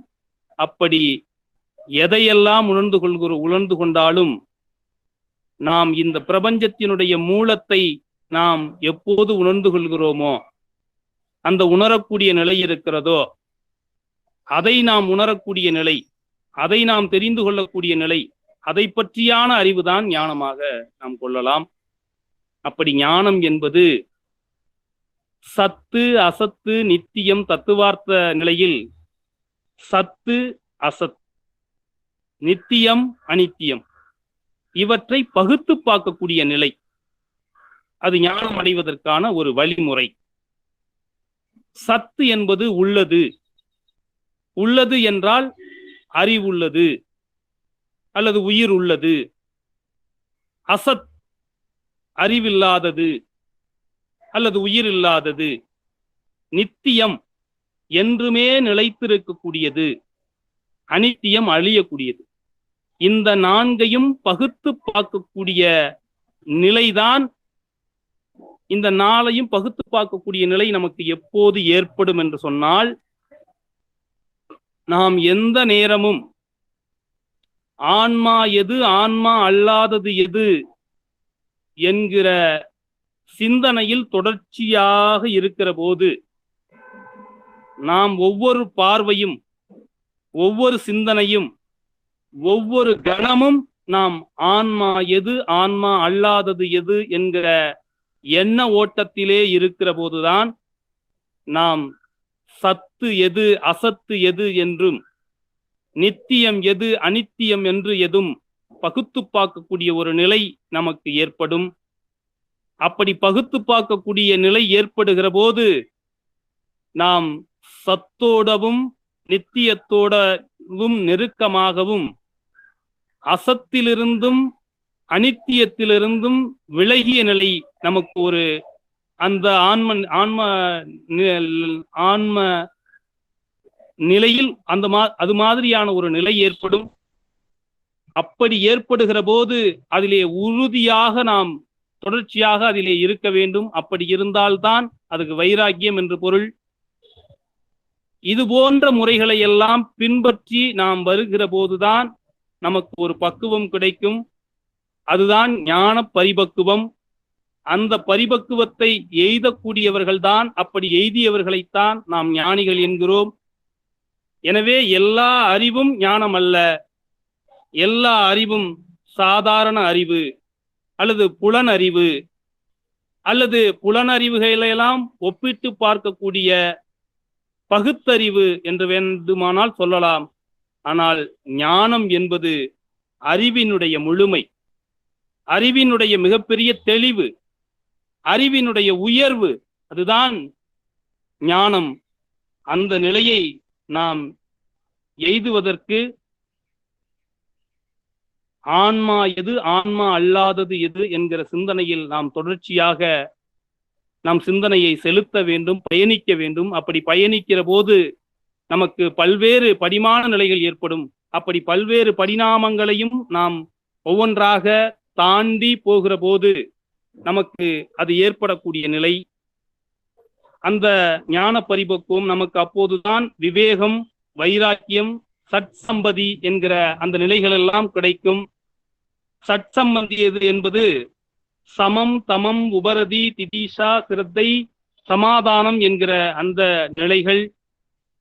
எனவே காலத்தினுடைய அருமை கருதி இணைய வழியில் இணைந்திருக்கக்கூடிய அத்துணை அன்பர்களினுடைய நேரமும் பொன்னானது என்பதை கருதி நான் சுருக்கமாக என்னுடைய உரையை நிறைவு செய்ய விரும்புகிறேன். எனவே யோக தத்துவம் என்பது இந்தியர்களினுடைய அறிவு மரபு, இந்தியர்களினுடைய அறிவு மரபுதான் இந்தியர்களுடைய தத்துவ மரபு. அது இந்தியாவினுடைய கலை, இந்தியாவினுடைய அறிவியல், இந்தியாவின் உளவியல், இந்தியாவினுடைய இன்றைக்கு மருந்தில்லா காலத்திற்கு ஏற்ப இன்றைக்கு கொரோனா காலகட்டத்தில் அது மருந்தில்லா மருத்துவமாகவும் இன்றைக்கும் அது பயன்பட்டு கொண்டிருக்கிறது. அது என்றைக்குமே பயன்படும். எனவே அப்படிப்பட்ட ஒரு உயர்ந்த அறிவு மரபை உடையவர்கள், ஒரு உயர்ந்த பண்பாட்டு மரபை உடையவர்கள் நாம் என்பதில் பெருமை கொண்டு இந்த யோக கலையை முடிந்த அளவிற்கு நாம் பயில வேண்டும், கடைபிடிக்க வேண்டும். நம்மால் முடிந்த அளவிற்கு மற்றவர்களுக்கு இதை பற்றியான கருத்துக்களை எடுத்து சொல்லி நாம் பயன்பெற்று, இந்திய மக்கள் அனைவரும் பயன்பெற்று, இந்த உலக மக்கள் அனைவருமே பயன்பெற்று உலகம் ஒரு அமைதியான சமுதாயமாக விளங்குவதற்கு நாம் உதவ வேண்டும். நாம் உதவுவதற்கு நம்முடைய முன்னோர்கள் இப்படிப்பட்ட ஒரு பொக்கிஷத்தை நமக்கு கொடுத்து சென்றிருக்கிறார்கள் என்பதை சொல்லி, இந்த இணைய வழியில் கடந்திருக்கக்கூடிய அனைவரும் நீண்ட ஆயுள், நிறை செல்வம், உயர் புகழ், மெய்ஞானம் பெற்று முன்னோர்கள் ஞானிகளினுடைய அருளால் வாழ வேண்டும் என்று சொல்லி, நான் இந்த யோகத்தினுடைய அடிப்படை கருத்தாக, நான் எனது வாழ்நாளில் யாருடைய உடலுக்கும் மனதுக்கும் துன்பம் தரமாட்டேன், துன்பப்படும் உயிர்களுக்கு என்னால் முடிந்த உதவிகளை செய்வேன் என்கின்ற ஒரு சின்ன யோக கருத்தை சொல்லி வாய்ப்புக்கும் நன்றி கூறி விடைபெறுகிறேன். நன்றி, வணக்கம்.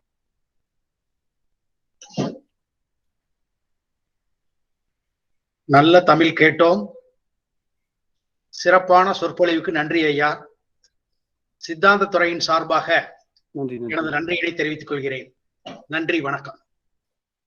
பங்கேற்பாளர்கள் தங்களது ஐயத்தினையும் கருத்துக்களையும் வினவலாம். சார், எனக்கு 2 கேள்விகள் சார், உங்களுடைய கருத்துக்கள்.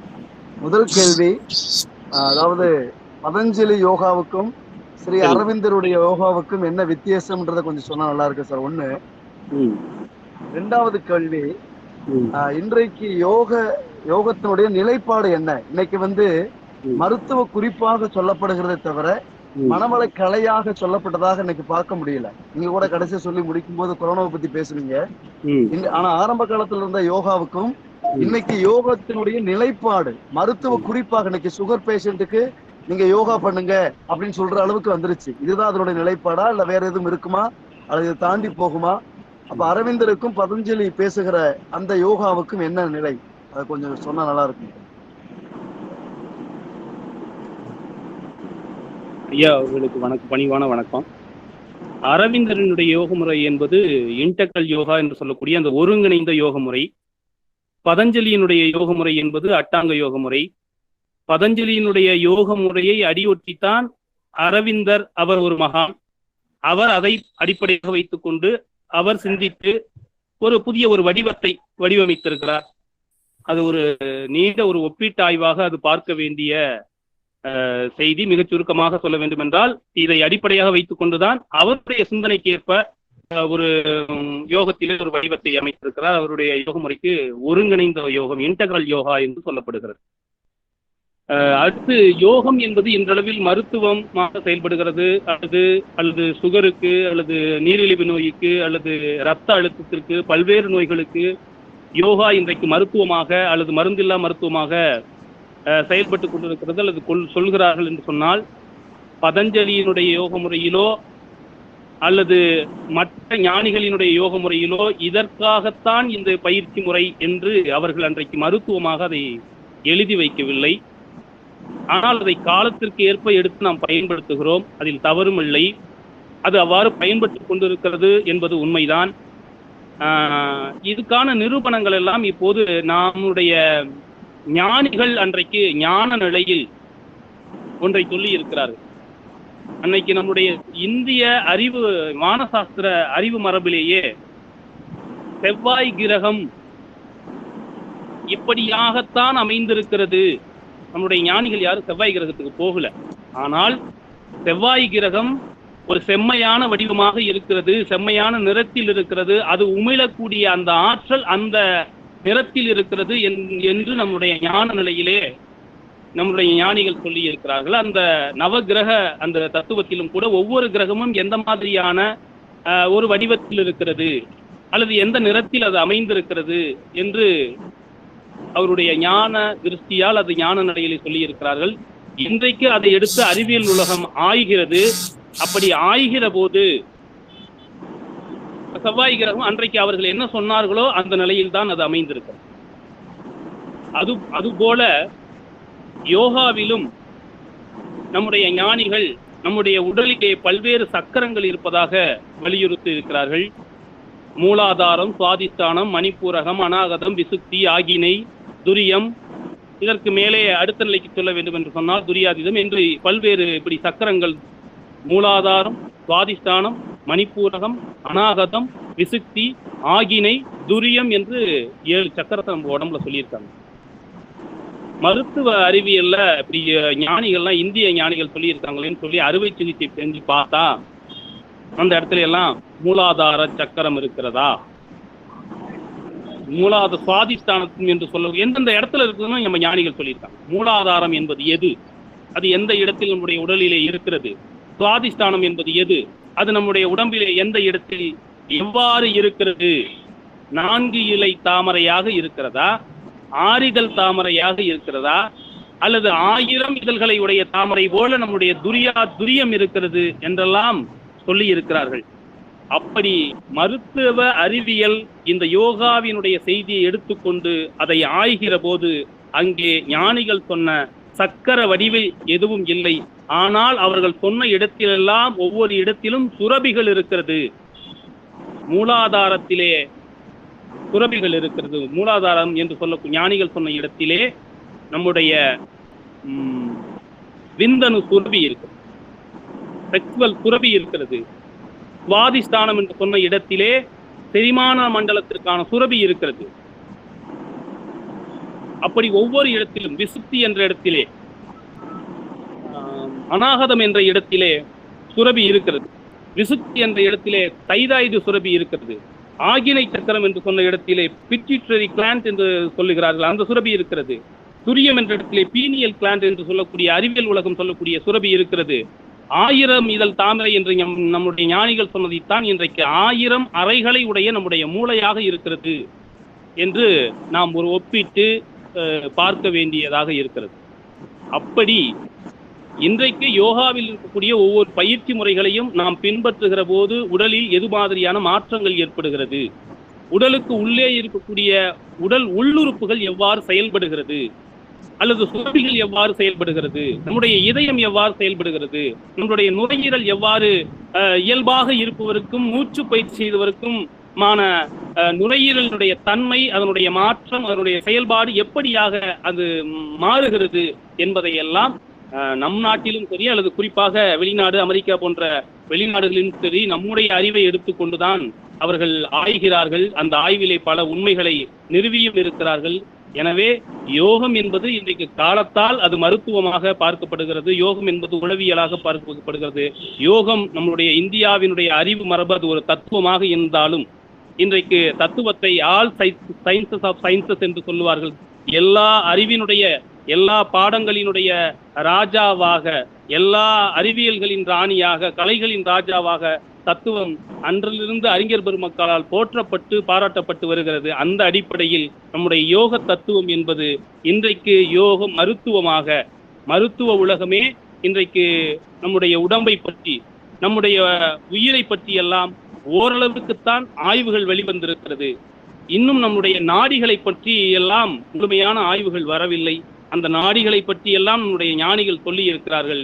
எனவே இன்றைக்கு காலத்தால் அது பரிணமித்து காலத்திற்கு ஏற்ப உருமாற்றம் பெற்று இன்றைக்கு மருந்தில்லா மருத்துவமாக செயல்பட்டு கொண்டிருக்கிறது. யோக பயிற்சிகளை ஞானிகள் அதை மருத்துவ நூலாகவோ அல்லது மருத்துவ முறையாகவோ அமைக்காவிட்டாலும் கூட அந்த பயிற்சிகளை செய்கிற போது இரத்த அழுத்தம் என்கிற நோயை சமநிலையில் வைத்துக் கொள்வதற்காக, அதை குறைப்பதற்கான பயிற்சிகள், பிராணாயாம பயிற்சிகளை செய்கிற போது அது கட்டுக்குள் வருகிறது. அல்லது நீரிழிவு நோய்க்கு நாம் ஒரு சில ஆசன பயிற்சிகளை தொடர்ச்சியாக மேற்கொள்ளுகிற போது, சில மூச்சு பயிற்சிகளை மேற்கொள்ளுகிற போது, நம்முடைய அடிவயிறு மடிந்து எழுவது மாதிரியான சில பயிற்சிகளை மேற்கொள்ளுகிற போது அங்கே சுரக்கப்பட வேண்டிய நம்முடைய சுரபிகள் சரியாக செயல்படக்கூடிய காரணத்தால் நம்முடைய நீரிழிவு நோய் கட்டுக்குள் வருகிறது. இப்படி ஒவ்வொரு நோய்க்காக யோக பயிற்சிகளை எடுத்து அல்லது நிரூபணம் செய்வதற்கு பல்வேறு மருத்துவர்கள் அல்லது மருத்துவம் சார்ந்த அறிஞர் பெருமக்கள் முயற்சி செய்து கொண்டிருக்கிறார்கள். எனவே இது இந்த நிலையில் வளர்ந்து கொண்டுதான் இருக்கிறது என்பது என்னுடைய தாழ்மையான கருத்து. Thank you sir. Thank you sir. வணக்கம் ஐயா. ஐயா வணக்கம். வணக்கம் ஐயா. வணக்கம் ஐயா. என் பேர் ஸ்ரீனிவாசன் பேர். நான் உங்கள்கிட்ட நிறைய கேள்விகள், அதை விளக்கங்களை கேட்கலாம் தான் என்னுடைய எண்ணம் இருந்தது. ஆனால் மதுரை காமராஜ் பல்கலைக்கழகத்தில் மனிதநேய சிந்தனை புலத்தில் ICPR சார்பாக டாக்டர் விஜயகுமார் அவர்கள் த பிலாசபி ஆஃப் யோகாவை பற்றி பேசப் போகிறார்கள் என்றவுடன் எனக்கு ஒரு மகிழ்ச்சி இருந்தது. ஆனால் அது என்னவென்றால் தங்களிடம் இப்பொழுது எந்த விதமான கேள்வியும் கேட்பதற்கு எனக்கு ஒரு ஆதாரம் கிடைக்கவில்லை. ஏனென்றால் பிலாசபி ஆஃப் யோகா என்றால் எந்த பிலாசபி? பதஞ்சலி யோக பிலாசபி பற்றிய தத்துவமா, ஹத யோகா பிலாசபி பற்றிய தத்துவமா? நீங்கள் உங்கள் விளக்க உரையில் பக்தி யோகா, ஞான யோகா, அட்டாங்க யோகா, கர்மயோகா, திருமூலர், திருவள்ளுவர், வேதாத்ரி, பகவத்கீதை பற்றியும் மனிதநேய சிந்தனை புலத்தில் நீங்கள் ஒரு விளக்க உரையைத்தான் கொடுத்திருக்கிறீர்களே தவிர ஒரு ஆழமான சிந்தனை புலத்தில் உள்ள தத்துவார்த்தமான கருத்துக்கள் என்றால் ஒரு 196 பாடல்கள் இருக்கிறது என்று கூறினீர்கள். அது பதஞ்சலி யோகத்தில் 196 ஸ்லோகங்களில் சித்த விருத்தி நிரோதக என்றால் என்ன, அதில் கூறப்பட்டுள்ள தத்துவங்கள் என்ன என்று நீங்கள் அலசி ஆராய்ந்திருந்தால், ஏன்னால் உங்களுக்கு கொடுக்கப்பட்ட தலைப்பு அவ்வாறு இருக்கிறது. நீங்கள் ஆழ்கடல் நீச்சலுக்கு பதிலாக பெருங்கடல் நீச்சலில் எல்லா வகையும் சேர்த்து சொல்லியிருக்கிறதுனால் எனக்கு எந்த விதமான ஐயப்பாடும் இல்லை. விளக்கங்கள் இருக்கின்றன, ஆனால் கேள்விகள் ஒன்றுமில்லை என்பதுதான் மிக தெளிவாக தங்களிடம் கூற விரும்புகிறேன் ஐயா. வணக்கம், நன்றி. நான் ஒரு பொதுப்படையா எடுத்துக்கொண்டேன் ஐயா. பிலாசபி ஆஃப் யோகா என்பது யோக தத்துவ மரபு அல்லது யோக தத்துவத்தினுடைய தோற்றத்திலிருந்து இன்றைய காலகட்டம் வரை யோக தத்துவம் எவ்வாறெல்லாம் இருக்கிறது அல்லது எவ்வாறெல்லாம் அது பறந்து விரிந்து இருக்கிறது, நாம் அதை எப்படி பார்க்கலாம் என்ற ஒரு பொதுப்படையான பார்வைதான் பார்த்தேன். எதிர்காலங்களில் நீங்கள் சொல்வதை போல குறிப்பாக பதஞ்சலியினுடைய யோகம், ஒவ்வொரு யோகமும் அந்த ஒவ்வொரு தத்துவமும் எப்படி எல்லாம் அதை விரிவாக விளக்குவதற்கு எதிர்காலத்தில் வாய்ப்பு கிடைக்கிற போது நான் முற்படுகிறேன். நன்றிங்க ஐயா. நன்றி. சார் வணக்கம். ஹலோ ஐயா வணக்கம். சார், தமிழ்ல பதஞ்சலி சூத்திர யோகா சூத்திர மாதிரி ஏதாவது வேற புக்கு தான் இருக்கா தமிழ்ல? திருமந்திரத்துக்கு முன்னாடி பதஞ்சலி யோக சூத்திரம் மாதிரி தமிழ்ல ஏதாவது ஒரு புத்தகம் இருக்கா யோகா பத்தி விளக்குறதுக்கு? இல்லைங்க, பதஞ்சலி யோக சூத்திரம் தான் நம்முடைய மூல நூல். அதுக்கப்புறமா அதை விட அது மாதிரியான ஒரு பழமையான நூல் திருமந்திரத்துல இருக்கக்கூடிய திருமந்திரம். வேற நிறைய யோக முறை நூல்கள் எல்லாம் வந்திருக்கிறது. அது மாதிரியான ஒரு யோக நூல் இருக்கிறதா என்பது எனக்கு தெரியவில்லை. திருமந்திரத்துல ஒரு பகுதி தான் சார் யோகம் விளக்கி இருக்காங்க, எக்ஸ்பிளைன் பண்ணிருக்காங்க. ஆனா செப்பரேட்டா ஒரு தனியா ஒரு யோக சூத்திரா மாதிரி பதஞ்சலிக்கு எப்படி யோக சூத்திரம் எழுதியிருக்காரு யோக சூத்திரம் அது மாதிரி தமிழ்ல யாராவது எழுதியிருக்காங்களா அப்படின்னு கேட்கறோம். இல்லைங்க, என்னுடைய அறிவுக்கு எட்டிய வரை இல்ல. பதஞ்சலி திருமந்திரத்துல ஒரு பகுதி தான் நீங்க சொல்ற மாதிரி ஒரு தந்திரத்தை தான் அவரு யோகா அமைச்சிருக்காரு. நம்முடைய சித்தர் பெருமக்கள் எல்லாம் சொல்லி இருக்கிறார்கள். அது சித்தர் இலக்கியங்கள்ல யோக சார்ந்த குறிப்புகள் நிறைய இருக்கிறது.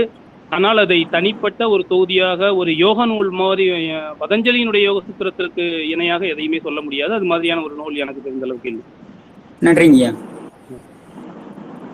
அதாவது சார், சித்தர்கள் எழுதியதுன்னு சொன்னீங்களே, நான் உங்களை பாராட்டுறேன். இந்த இடத்துல 18 சித்தர்கள் எழுதிய புஸ்தகம் ஒன்று சென்னை தாமரை பதிப்பகத்தில் இன்றளவும் கிடைக்கின்றது. அதை அவர்கள் பார்த்தால் கேட்டு வாங்கி படித்தால் அது ரொம்ப அருமையாக இருக்கும் என்பதை தெளிவாக கூறிக்கொள்கிறேன். நன்றி.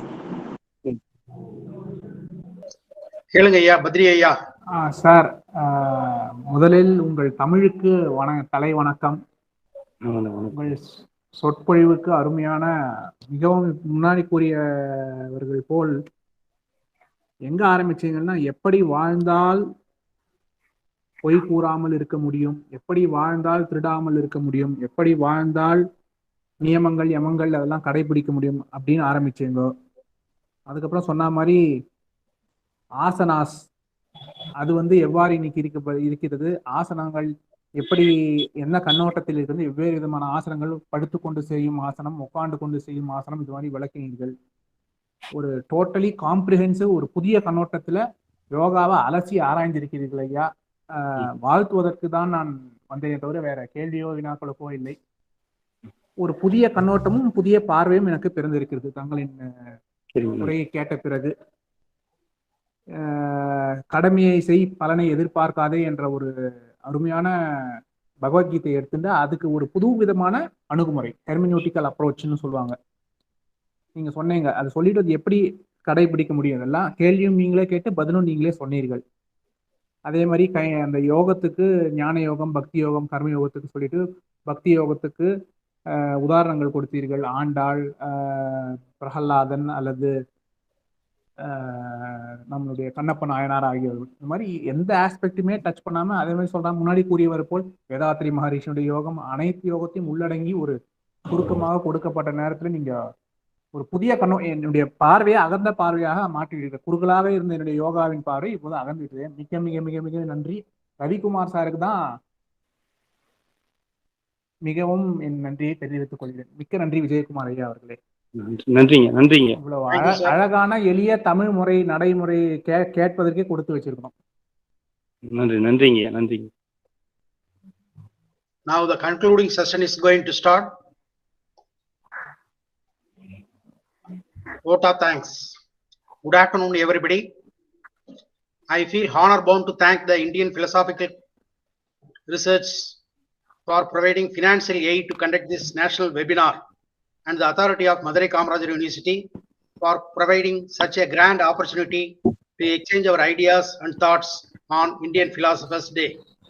I extend my heartfelt thanks to all research persons like Professor K. Sambathkumar, Professor B. Balachandran, Professor G.P. Nallasivam, Professor R. Murali, Professor N. Muthumohan, Professor C. Brain Kumar, Professor S. Lurudunathan, Professor Mrs. Sunitha, Professor R. Vijayakumar. On my behalf and on behalf of the Department of Saiva Siddhanta Philosophy, I am very glad to thank the eminent research persons from various universities and colleges who have participated and delivered their thought-provoking lectures in this national webinar. I also thank the research scholars, participants, and all the well-wishers for their august presence. My special thanks are due to Professor T. Jitesh, Assistant Professor and Head, Department of Malayalam, Madurai Kamaraj University, Madurai, for his technical support. You all have made this a week-long national webinar a grand success. Thank you all. Thank you, sir.